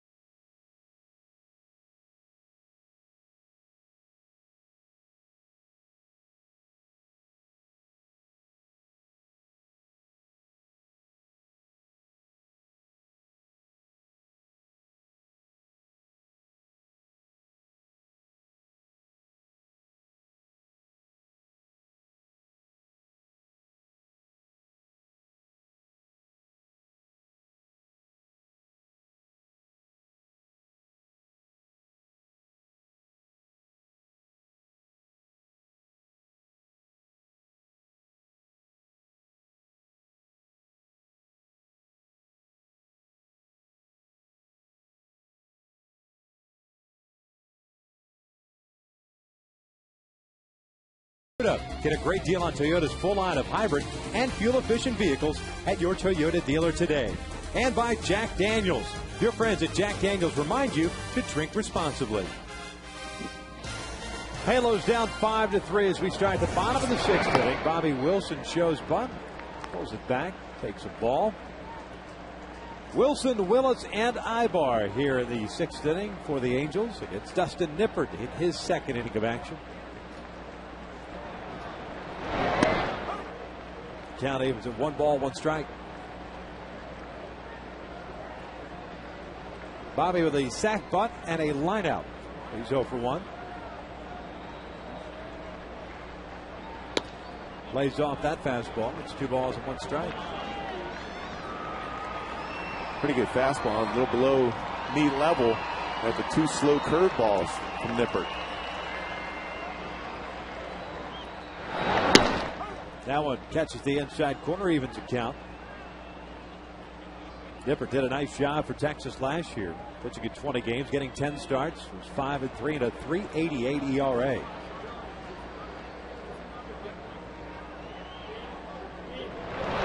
Fastball is fouled back off the mask of Ramirez. Nippert in his 3rd year with the Texas Rangers. A pretty good role for him here out of the bullpen, where you don't have to hold back and try to, go 6-7 innings. You can just go out there and let go of that fastball. See 94, 95. There was a guy that was out of options with the Arizona Diamondbacks and acquired at the end of spring training in 2008. Bobby Wilson gets into one towards left field. Josh Hamilton plays this one on a tear. Bobby heading into second with a leadoff double. Well, he figured at some point that Hamilton will figure it out, that the Angels can pull the ball and actually hit it over his head. He played an extremely shallow left field. Boy, we've been talking about that all game, is look at how shallow he does play against pretty much any batter. Hanging breaking pitch out over the strike zone. Next one will show that spinning breaking ball, and Hamilton playing so shallow, confident in his ability to go back on the ball. That time got over his head. A great opportunity for Reggie Welts here. At the very least, advance Bobby Wilson, if not get him home with a base hit. Bobby's 1 for 1 with a single and 2 RBIs. He's also stolen a base and drawn a walk. Corner infield is in. And that one is in the dirt, and it gets all the way to the backstop. A wild pitch by Dustin Nippert advances Bobby Wilson to 3rd.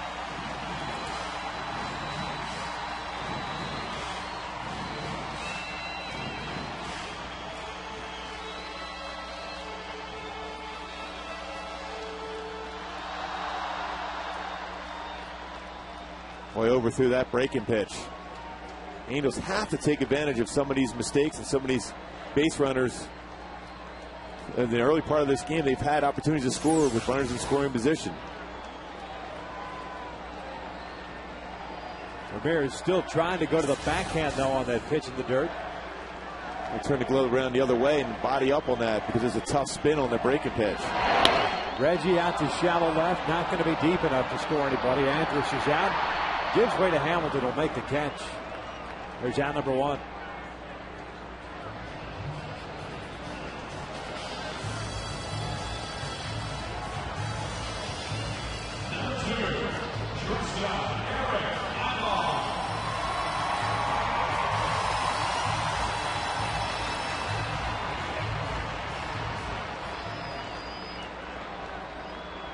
Here's Ibar.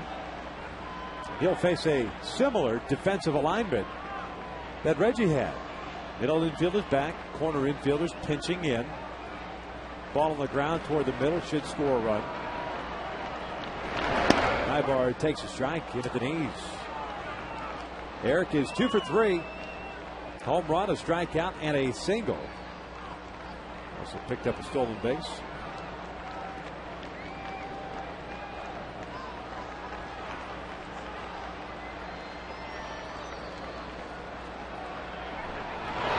Breaking ball, chopper to second. That will bring home a run.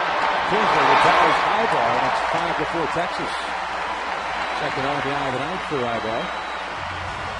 In that situation where you have the corner infielders in, the middle infielders playing back, worst case scenario, you want to make sure you hit a ball like Ibar did to get that productive out and get the run across. You would love a base hit, the reality is you have to get that one run closer.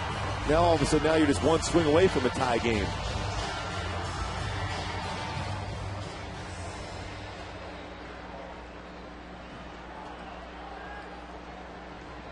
So 2 outs for Howie.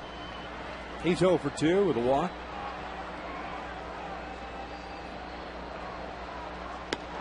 He'll take a breaking ball for a strike. Darren Oliver's up and loosening. The Angels saw him last night. Did bases clearing double by Bobby Abreu after the walk. The pitch is low and evens the count at 1-1.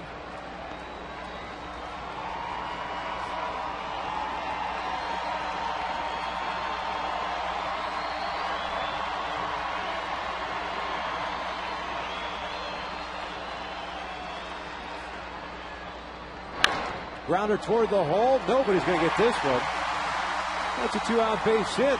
Keeps hitting alive. Let's take a look at our Lexus Pursuing Perfection for this evening. Bobby Abreu has done a heck of a job out in right field. You see there Michael Young hitting the ball into the alley, but Bobby's able to get it just before he hits the outfield grass and then reaching down for a bone. Thought he had hit this time around, but Bobby says no. Even though Torrey generally makes the play against Corbone, Bobby Abreu made a great play. So with Bobby coming up, Mike Maddox goes out to the mound. Talks things over with Nippert. Base stealers been very successful against Nippert too. 8 attempts, 8 stolen bases against. Howie Kendrick with 7 stolen bases on the season.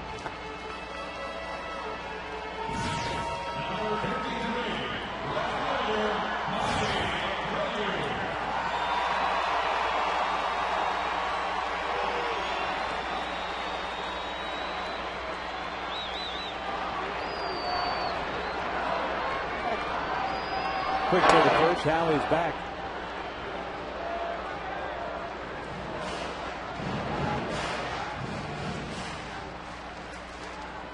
Saw Kevin Jepson loosening for the Angels. Oliver loosening for Texas.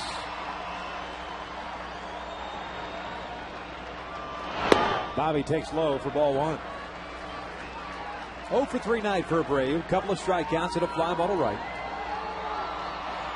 Just missed on a fastball from Omar Beltre. That was the last batter that Beltre faced. Retiring Abreu. Also with that pitch out of the strike zone, pretty much you're going to take away the potential pitch out from Ron Washington with how he can get a good jump. Time is called as Bobby steps out at the plate.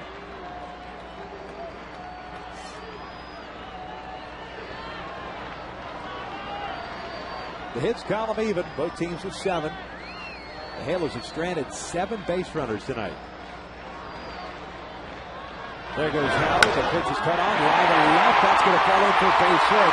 Kendrick will stop at second.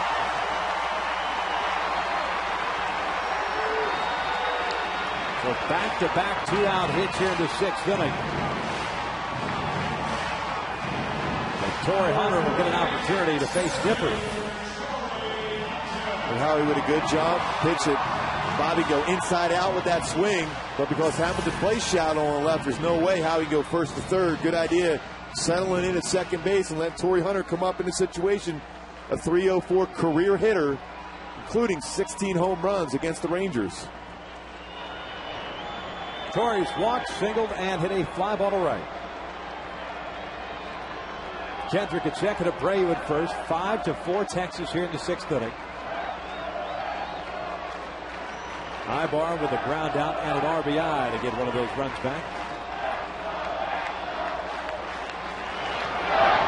Torrey chasing the high fastball, and it's no balls in a strike. That pitch around his neck. Darren O'Day has joined Oliver.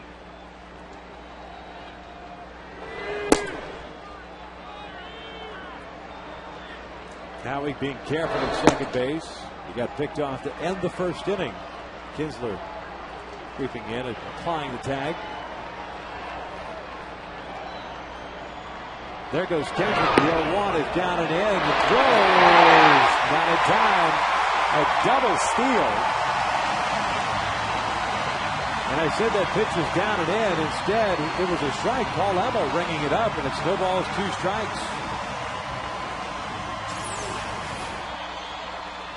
Well, pretty good jump, but you got to make sure you get in there to third base. You won't take the bat away from Torrey Hunter in this situation.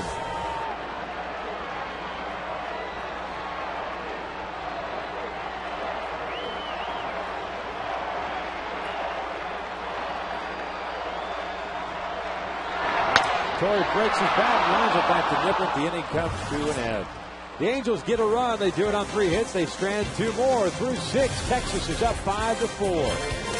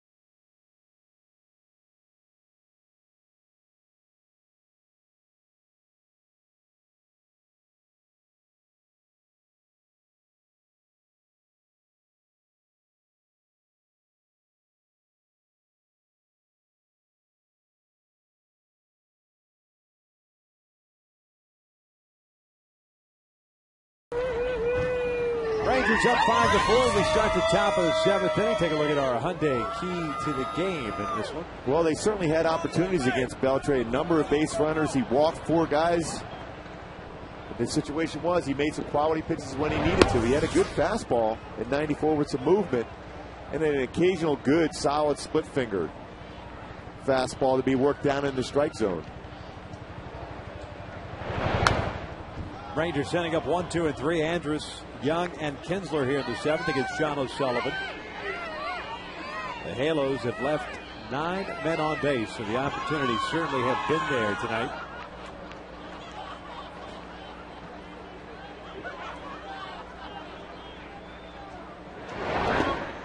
Halos 1 for 10 with men in scoring position at 1. A Reggie Willits base hit that brought home 2 runs in the 2nd. At that point, it put the Angels up 3-0. Texas getting 4 in the 4th on Vladdy's grand slam, and then getting 1 in the 5th. Slam foul almost takes out Gary Pettis.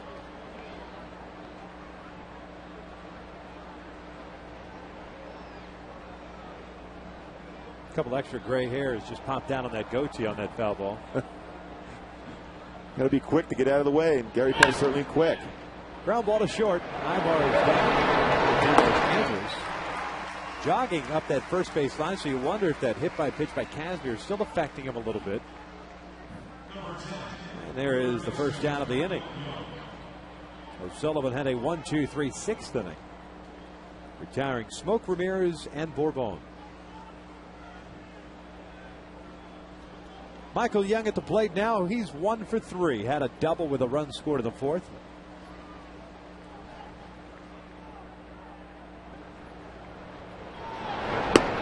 The breaking pitch misses outside.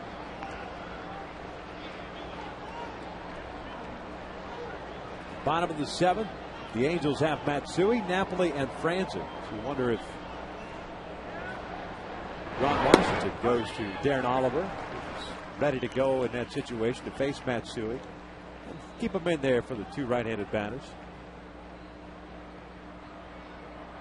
Ron Washington's a guy that looks like he does go to that bullpen often, so he's going to go situational type spots for him, lefty, then try to go down and mix in another righty versus righty situation out of their bullpen. They do have some great power arms.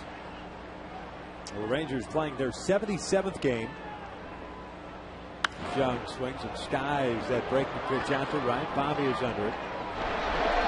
He's on number 2. Neftali Feliz 34 games. Frankie Francisco 36 games. Darren O'Day 34 games. Darren Oliver 33 games. And Chris Ray takes his 35 games to San Francisco. So certainly not afraid to use that bullpen. A lot of it has to do with the starters now working deep in the game. They had some issues with Rich Harden that they signed in the offseason, not working deep in the game. So when that happens all too often in a 5-man rotation, that bullpen's going to get taxed early. And that was supposed to be Nolan Ryan's philosophy he wanted to teach out of spring training and even down at the minor league level. Starters going deeper and deeper in ball games.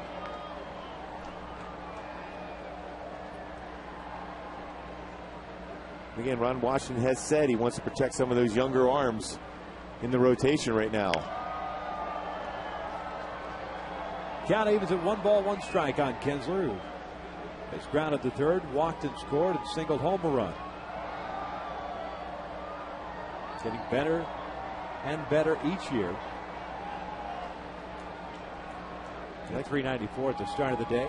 As Kinsler skies one to left. Playable for Willits, who comes chugging in and toward the foul line. And it's a 1-2-3 inning for Sean O'Sullivan. 1-2-3 innings for the big right-hander. 7th inning stretch down hit the big 8. Halos down 5-4.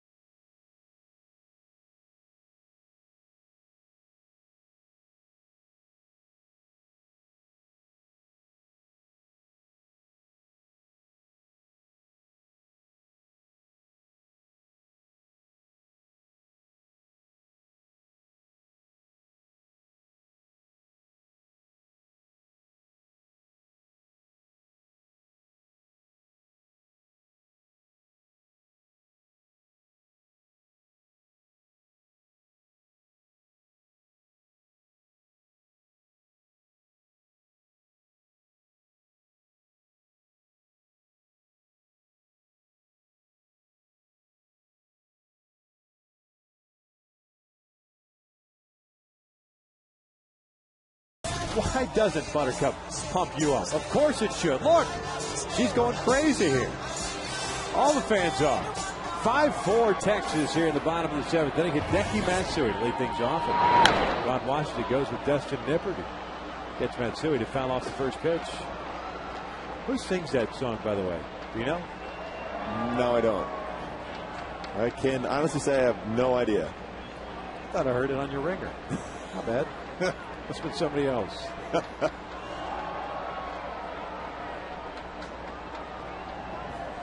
Matsui, Napoli, and Franz in here in the 7th.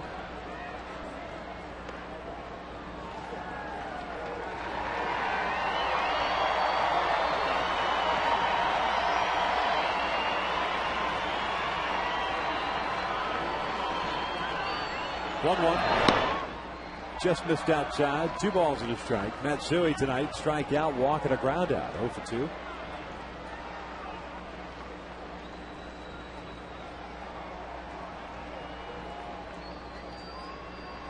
The 2-1. Bouncer up the middle. Andrus to his left. He was shading Matsui that way. And he retires Hideki for the first down here in the 7th. You talk about being in the perfect position to make that play. It looked like I was going to be a base hit off the bat for Matsui. A good swing, good approach. Andrews showing that great range that he has also makes that play look easy.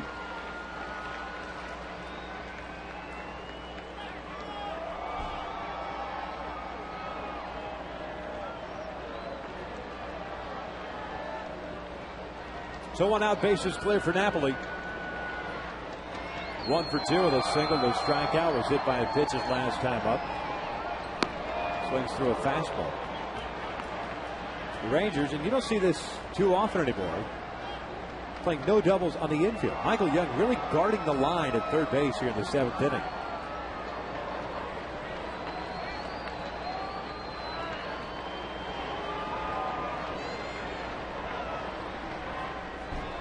Oh, 1 pitch. Breaking ball line, and that is a diving stab by Elvis Andrus. Retires Napoli for the 2nd out of the inning. What a play by the Rangers shortstop. Well, we talked about his range and his ability to make this defense, the Rangers, that much better, and you're seeing why. Goes to the glove side up the middle on Matsui, then the backhand diving play. One hop into the outfield grass, gets up and makes that strong throw to get Napoli at first. So 2 outs for Nippert here in the 7th. Brings up Kevin Franzen. He's 0 for 2 after being hit by a pitch in the 2nd inning. He has twice popped out to Ian Kinsler. The last time, a terrific running catch by the Rangers second baseman. Take a fastball for a strike.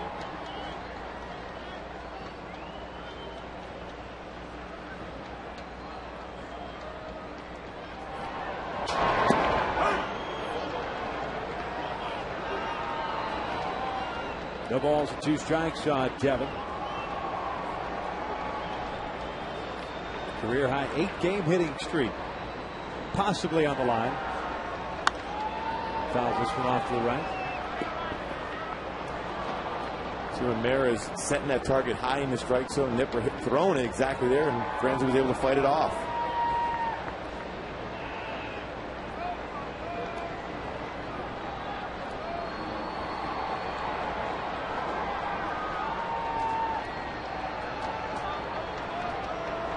Oh, 2. Hard hit, but right to Ian Kinsler on 1.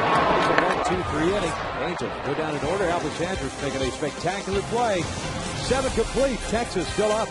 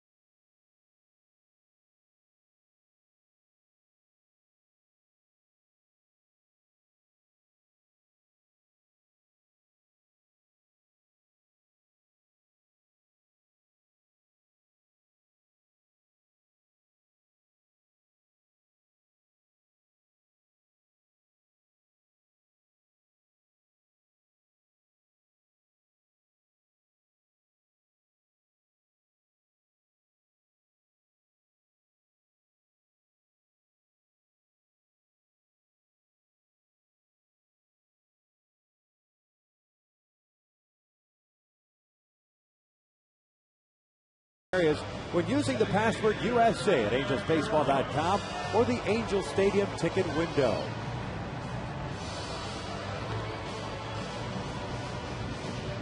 New pitcher on the mound for the Halos. Francisco Rodriguez takes over now for Sean O'Sullivan. I'll tell you what, Sean did a nice job. 2 1/3 for him of scoreless relief. Mixed in a good changeup, had a good fastball. Breaking pitch was solid also for him. Gave the Angels a chance to be part of this ball game, throw up a couple zeros when he trailed by 1. That's up to Rodriguez to be able to make some pitches here and keep another 0 up there to get the offense going. But Sean O'Sullivan, solid effort.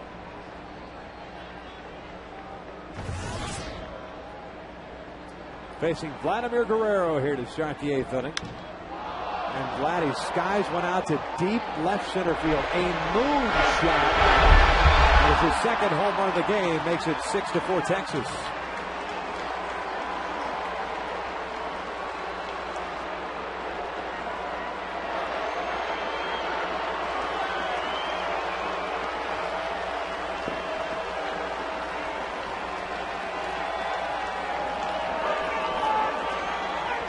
Vladdy having a good series here at the big A in his return.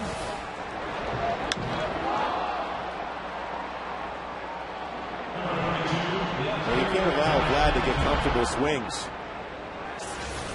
That's such great plate coverage. You have to pitch inside, up and in on him.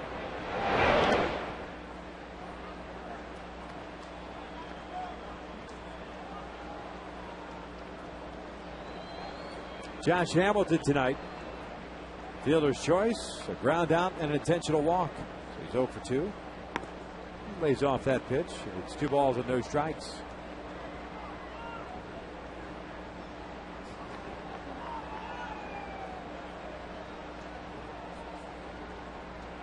I agree with you. A lot of comfortable at-bats. This one sliced down a left field line, and that is going to be a fair ball. A double for Josh Hamilton as it bounds into the seats.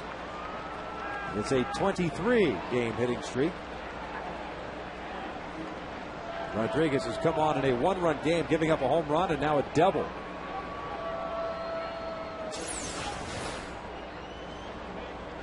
It's a pretty good swing going the other way for Hamilton. You can see why he has this hit streak and has continued to hit the ball so well in the month of June.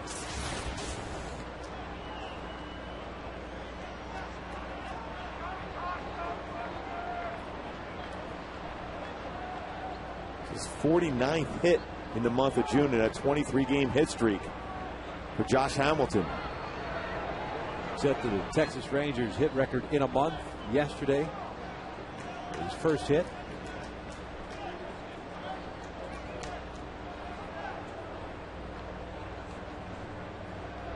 Here's Nelson Cruz. He swings the first pitch and fouls it back.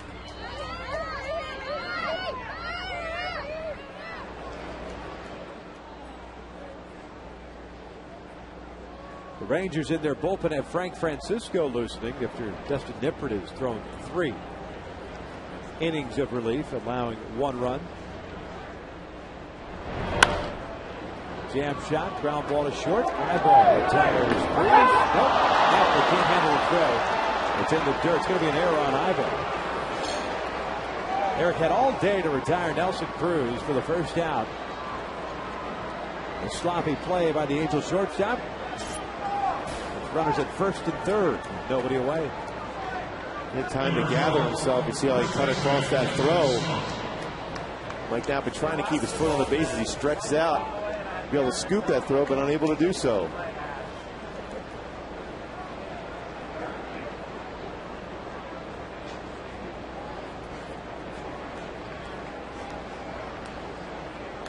So Smoke will now bat.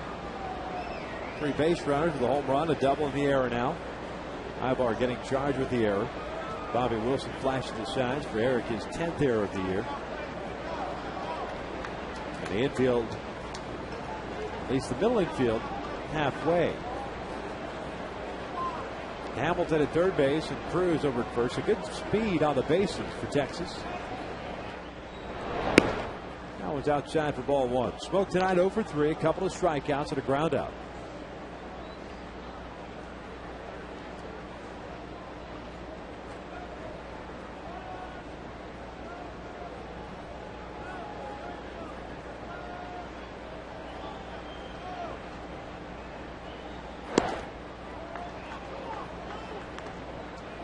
And Rodriguez falling behind at 2 balls and no strikes.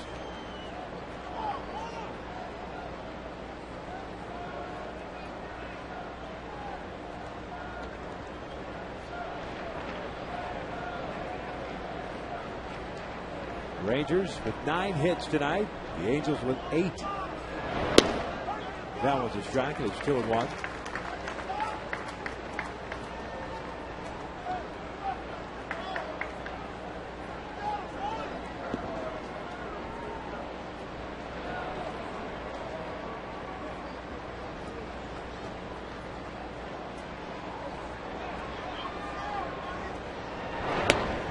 Three balls and a strike.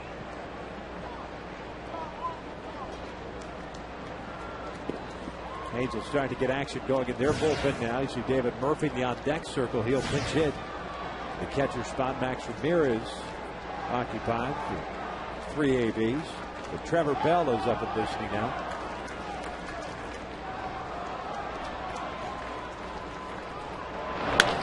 Grounder to second. 4, 6, 3. Hamilton remains at third base. 2 outs.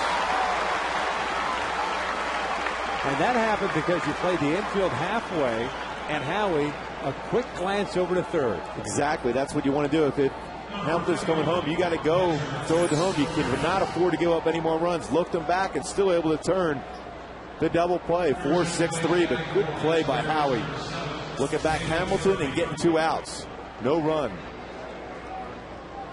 Here's David Murphy.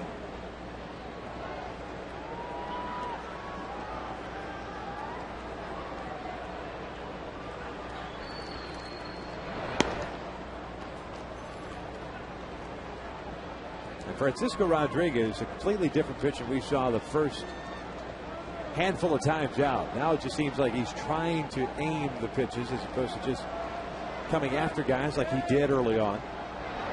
Murphy takes down low, and it's 2 balls and no strikes. So saying trying to be too fine. Trying to hit the corner instead of trusting the movement in 93, 94, and then having that cut fastball work off the plate to get the outs.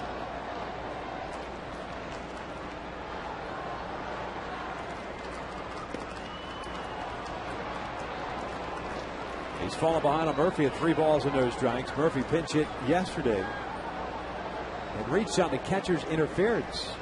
Jeff Mathis behind the plate. So Ramirez out of the game. Trainer will take over behind the dish. Unless Benji Molina surprisingly jumped on the G5, was able to get here in time to make an appearance behind the plate. Well, they did have a day game up there in San Francisco today against the Dodgers. Not that far of a flight. He might be on his way down already.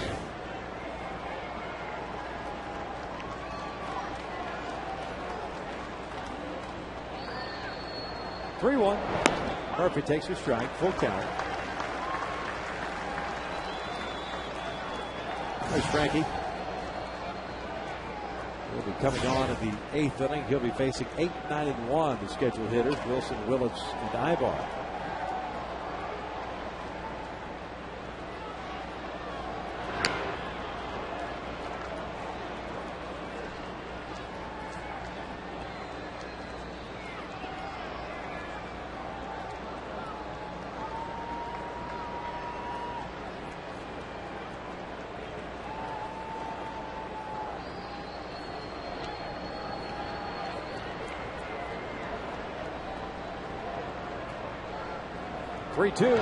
Murphy lines one to short. Ivar's got it. There's out number 3. The Rangers get a run on Vladdy's second home run of the game. Back to the bottom of the 8th inning. It is 6-4 Texas.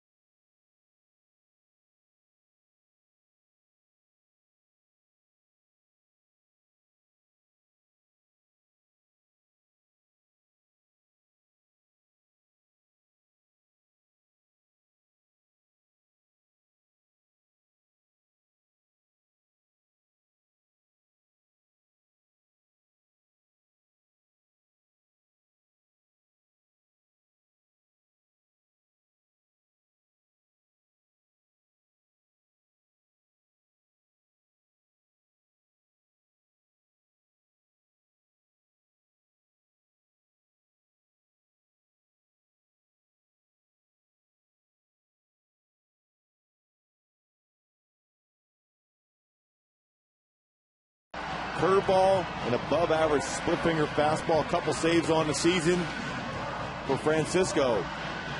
And he's a guy, though, if he's out of the strike zone, becomes less effective, and he can certainly give up the long ball if he falls behind in the count and force into a fastball count.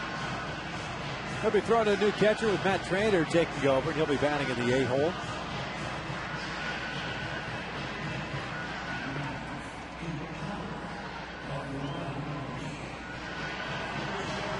Bobby Wilson will lead things off, followed by Reggie Willett, then Eric Ibar. Scheduled 3 hitters here against Francisco. Last night, it was scoreless. Bottom of the 8th inning. He gave up a base hit to Howie Kendrick, and that was it.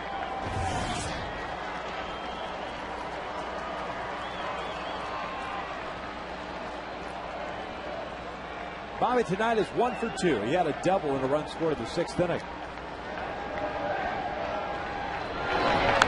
Now is the first pitch back. It's no balls to the strike.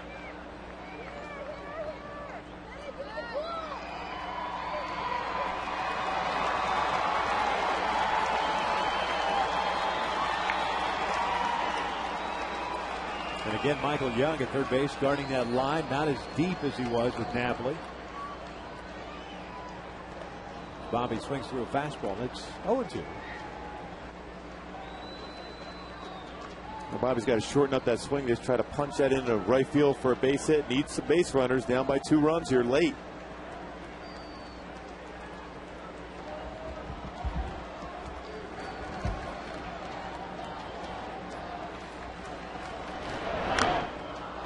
Bobby goes down swinging on the high fastball. He's chasing a couple of pitches out of the zone.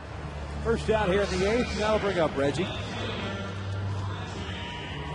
Dustin Nippert, probably the pitcher of record. It's up to the official score, but Dustin obviously the logical choice with 3 innings of work, 3 hits allowed, 1 run. It was earned.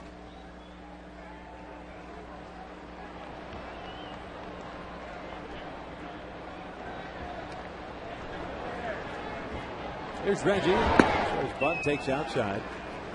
The Angels, as far as men left on base, have stranded 9, as we pointed out. 2 in the first, 1 in the second, 2 in the third, 2 in the fourth, 1 in the fifth, and 2 in the 6th inning. They've had opportunities aplenty. Reggie takes a strike. The count is even now.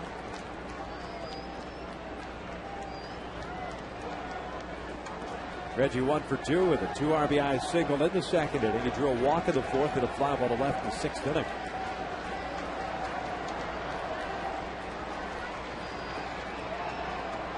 Here comes the 1-1.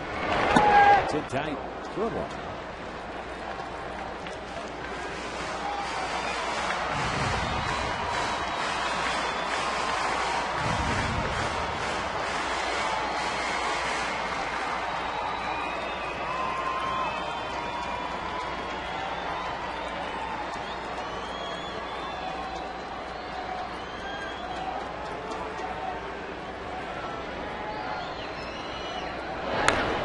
This one foul. It's 2 balls, 2 strikes.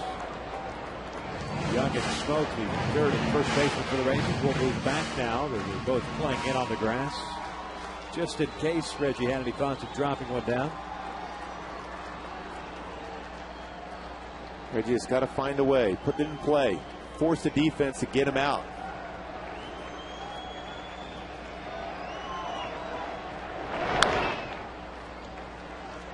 A lot of fastballs tonight from Francisco.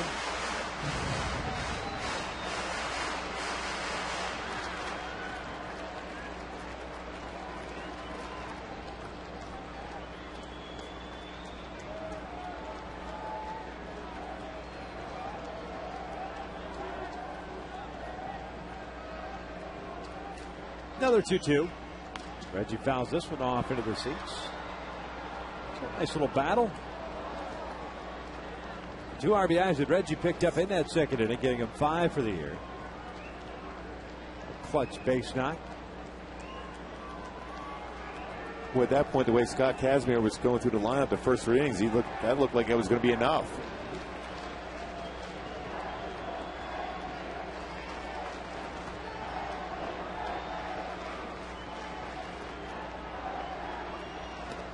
Full count now.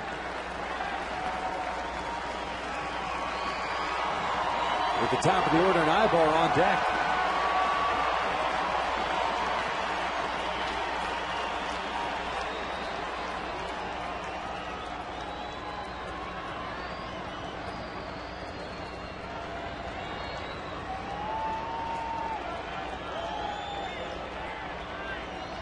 Here comes the 3-2. Reggie fouling off. May or may not have been ball for him. You've got to be careful with Paul Level behind the plate. He's got a fairly large strike zone. It's a situation where you got to be sure, and that was close enough, was borderline. You can't take the chance taking that pitch. Fight it off, stay alive, see if you get a hit, or get on via the base on balls.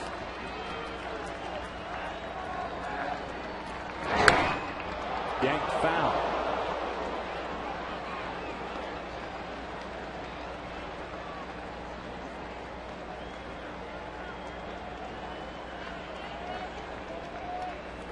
Nine pitch at bat so far for Reggie on Joe Saunders bobblehead night. Great crowd on hand, 41,867 here at the Big A. Game 2 of this 3-game series.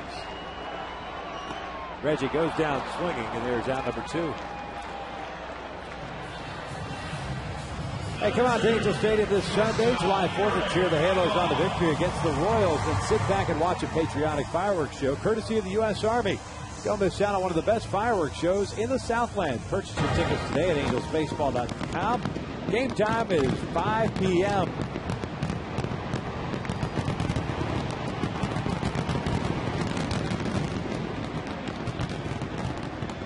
That's what the Angels are hoping to do here in the last inning and a third.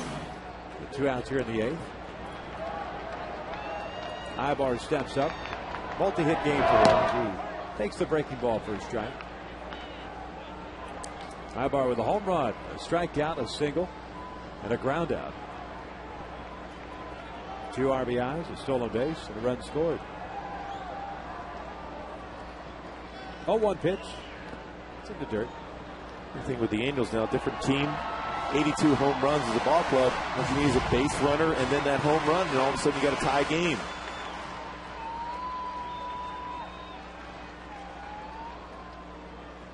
This bullpen a strength for the Rangers. We've talked about it. They are 18-10 as a unit with an ERA of 3.30.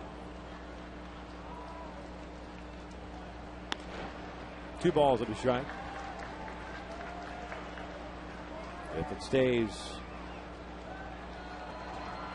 a save situation, Neftali Feliz, fireballing right-hander, will be called upon to lock down this game as time was called. Francisco wants to do baseball.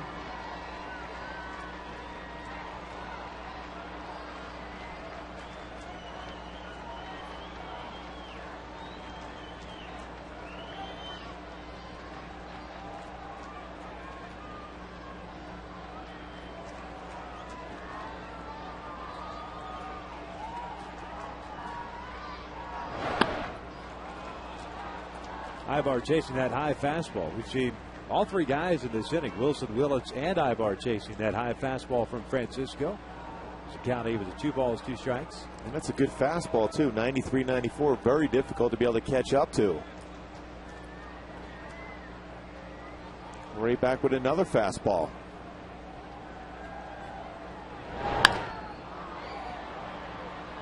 And if you're going to chase a fastball up like that, you might as well stay with that pitch.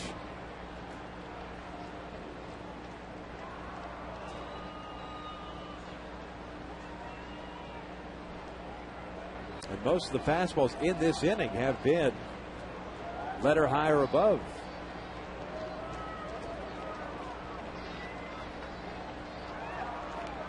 They're going to throw the breaking pitch. That one hooked foul into the seats. Now, if you're Francisco, you see a guy swinging at a fastball up in the zone late on the fastball, and then you speed up his bat with a curveball. It almost was a huge mistake by him.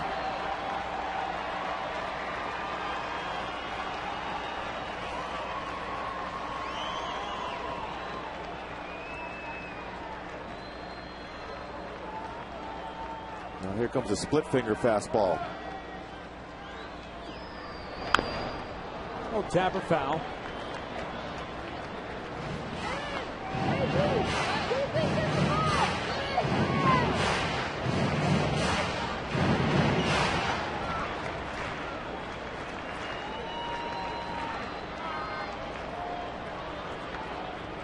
Howie Kendrick on deck. A couple of long at-bats by Willits and now Ibar here against Francisco.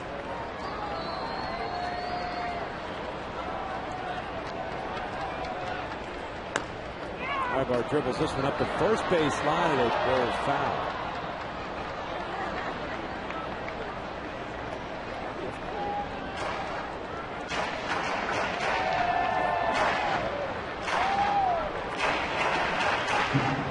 Pitches thrown to Ibar so far. 21 pitches here in the 8th inning. He's got back-to-back strikeouts. It is unusual.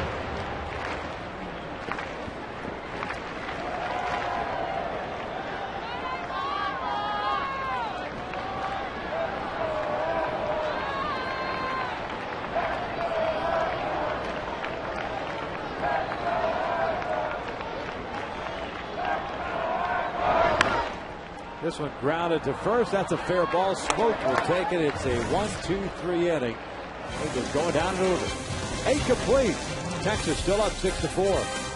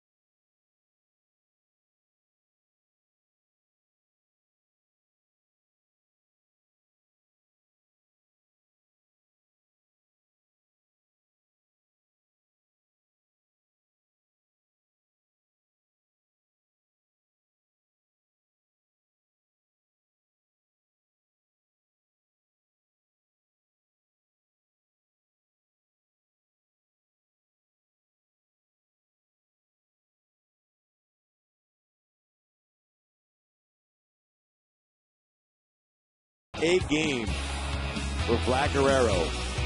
Not a solid series. Yeah, a little bit too much. Yeah, I agree. Bourbon leads things off, takes a fastball away. It's Francisco Rodriguez. Gave up Guerrero's second home run in the 8th inning. 9-1-2. Bourbon, Andrus, and Young here in the 9th. 2 balls and no strikes. Julio Bourbon tonight 0 for 3, a ground out and a couple of fly ball outs.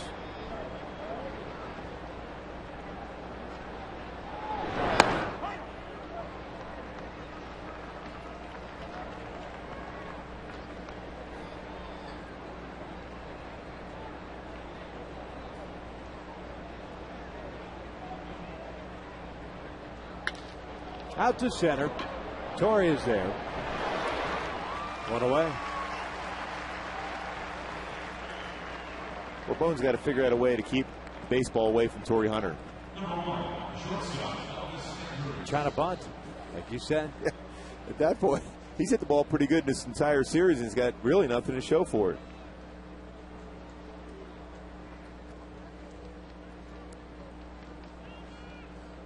So 1 out, nobody on for Elvis Andrus, the shortstop.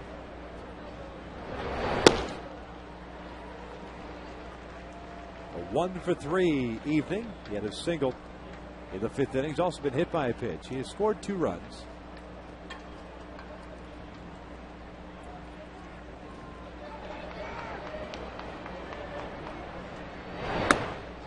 That one on the corner, 0-2.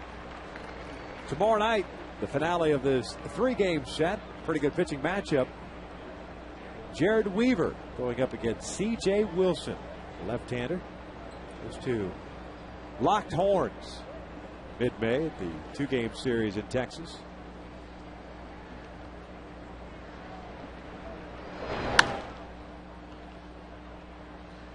Count remains at no balls, 2 strikes. As I watched that last swing by Andrus, and obviously go back to that 5th inning base hit. You know, I'm reminded of right there, that swing right there, Derek Jeter with 2 strikes, just trying to put the ball in play, trying to punch the ball into center, into right field. Protect mode. That's what you want to do. Just make the defense get you out instead of swinging and missing. This one into right field. Bobby was playing shallow this time, makes the catch. And there's out number 2. Number 10, third baseman. I mean, I remember facing people like Alan Trammell and Cal Ripken Jr. Early in the count, they look to turn on the ball in the inner half of the plate, but when they're behind 0-2, 1-2, they'll look to go the other way. Good professional hitters figure that one out. Andrus has certainly learned that one early on. See that batting average just about a little bit under 300 because of his ability to punch the ball the other way when he's behind in the count. Michael Young takes his strike. 1-for-4 tonight with a double and a run scored.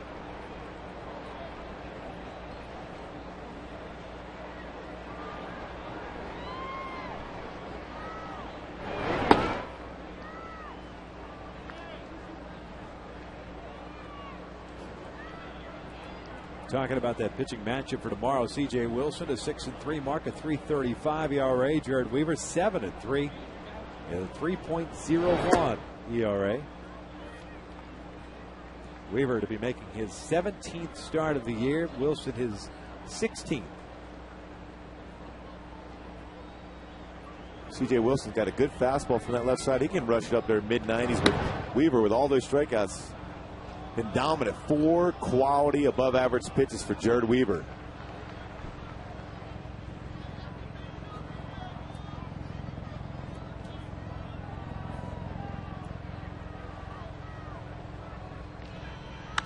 Three-one line to Howie Kendrick. A 1-2-3 inning for Francisco Rodriguez. The hit to the bottom of the 9th.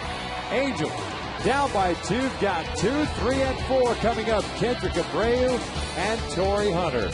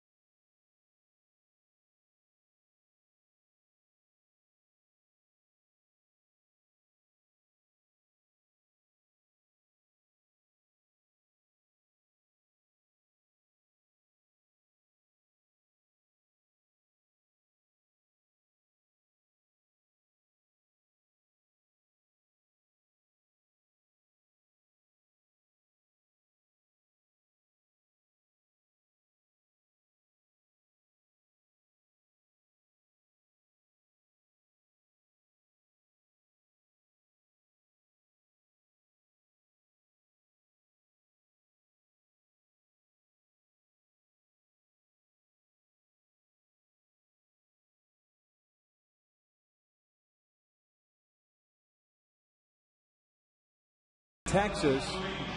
They'll be facing the closer for the Texas Rangers. Neftali Feliz comes on in relief. 22-year-old, pardon me, with terrific stuff. And Been very good this year for him, Doobie. Well, he's got a great fastball. You're talking 94 to 98 at times. Could touch 100 miles an hour. Very good curveball and a split finger fastball himself. Started off early in the season, didn't quite have that velocity on the fastball. Has been picked it up of late. Feliz will be facing 2, 3, and 4. Kendrick, Abreu, and Hunter. Vitale pitching in his 35th game. He's got 20 saves on the year. He's limited opponents to a 178 batting average, striking out 37, walking 11. Trying to pick up the W for the Rangers and give a win to Dustin Nippert. Pitched 3 innings, gave up a run on 3 hits. Now he swings through the first pitch fastball. It's no balls and a strike. Kendrick tonight, a walk, a fly ball to center, a strikeout, and a single.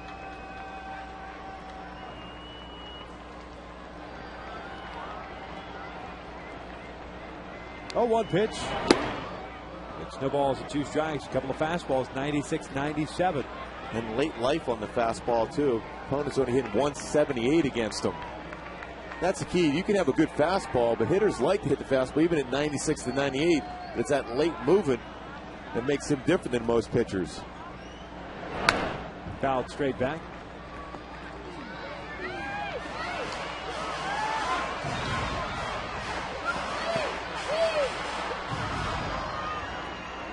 Those 20 saves lead the American League, tied for 4th most in the big leagues.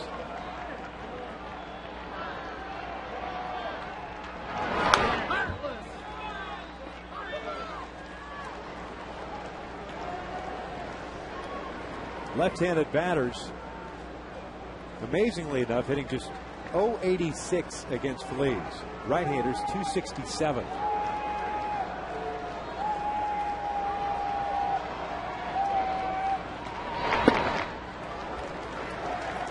One ball, 2 strikes. Like free and easy with that arm motion for Feliz. I think the reason why is slightly better average for right-handed batters. He has that movement. It runs into the bigger part of the bat for right-handers away from lefties. Very difficult. Breaking ball did not go around. The count even to 2-2.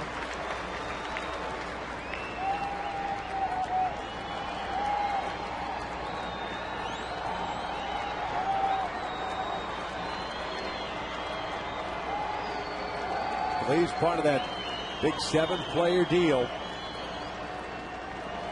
with the Atlanta Braves a couple of years ago. Trade involving Mark Teixeira. Now he gets jammed and bounces one to the right side. Feliz will take it himself, and there's out number 1.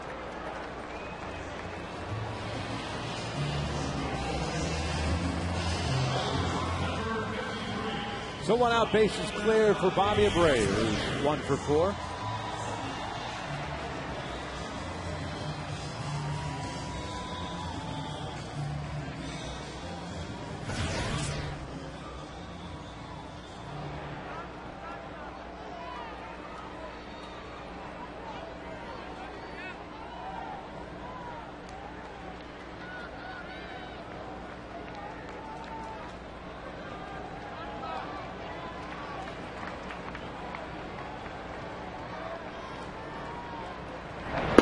Bobby takes low.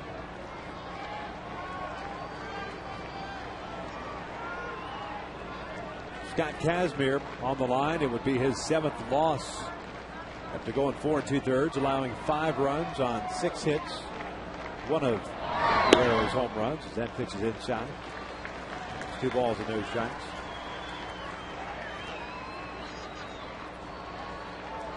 Chano Sullivan, 2 1/3, scoreless relief. Francisco Rodriguez, 2 innings, 2 hits, a home run. That was to Vladimir Guerrero leading off the 8th inning. The 2-0. Bobby take 2-1. Good idea. You need a base runner. Get Torrey up. An opportunity to tie the game up with 1 swing of the bat.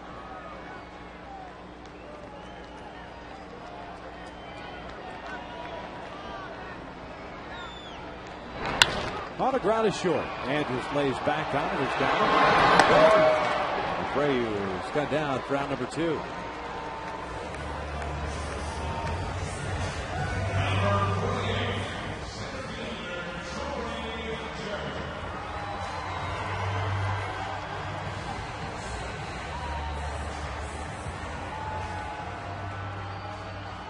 So the Angels down to the last out. Torrey Hunter's the man at the plate. 1 for 3 tonight with a walk. He had a base hit back in the third inning.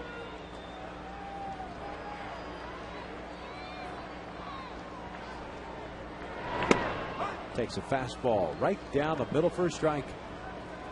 A loss tonight would drop the Angels to 4.5 games back. That's where the Halos were at the start of this series prior to last night's game. Would have a 44-36 record. Torrey fouls that one straight back. Texas, on the other hand, with a victory, moved to 47-30.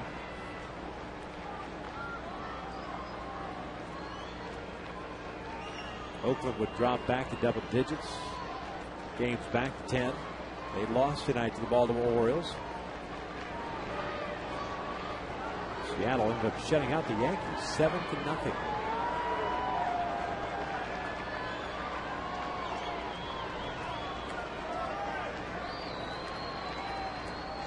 Mariners would say 14 back. So on an 0-2 count with 2 outs and up by 2 and nobody on base, Matt Trainer wants to make sure that he and Vitaly Feliz on the same page. Well, what you got to be thinking of is elevating the fastball at 98 miles an hour. I mean, there's no discussion there.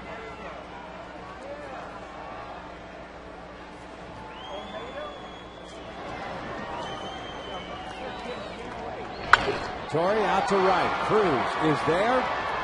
And the Rangers take game 2 of this 3-game set by the final of 6-4. Dustin Nippert picks up the victory in relief. Vladimir Guerrero had a huge game for Texas. 4 for 4 with a single, a double, and 2 home runs, Gooby. Well, I think what it came down to is Vlad, his approach to the plate, comfortable swings, took advantage of that. Scott Kazmir was flat out dealing early in the game. The first 3 innings, 6 ground ball outs, 2 punch outs. Of course, the Halos with that 3-0 lead on that base hit up the middle by Reggie Willis. Looked like it was a comfortable lead, although Texas can score runs. It looked like Scott Kazmir made some pretty good adjustments, and all of a sudden it fell apart there in the 4th inning with Vlad, the big reason why, with that grand slam. Pitch out over the plate, fell behind the count 2-0. Tried to do a slider, got a lot of the plate, and he hit it out for a grand slam. Big game for Vlad. Of course, Nippert did a nice job out of the bullpen. For the Rangers, missed opportunities throughout the game, for me, is the big story. The offense had many opportunities to be able to expand that lead early in the ballgame against the youngster Omar Beltre, but they weren't able to do so, and that's what cost them the ballgame. End up losing by 2 runs tonight. Well, when you strand 9 base runners, you're given opportunities. Unfortunately, could not capitalize. Kazmir taking the loss. He's now 7-7. Rangers pick up the victory by the final of 6-4. Let's go up to Billy Mack. All right, Victor.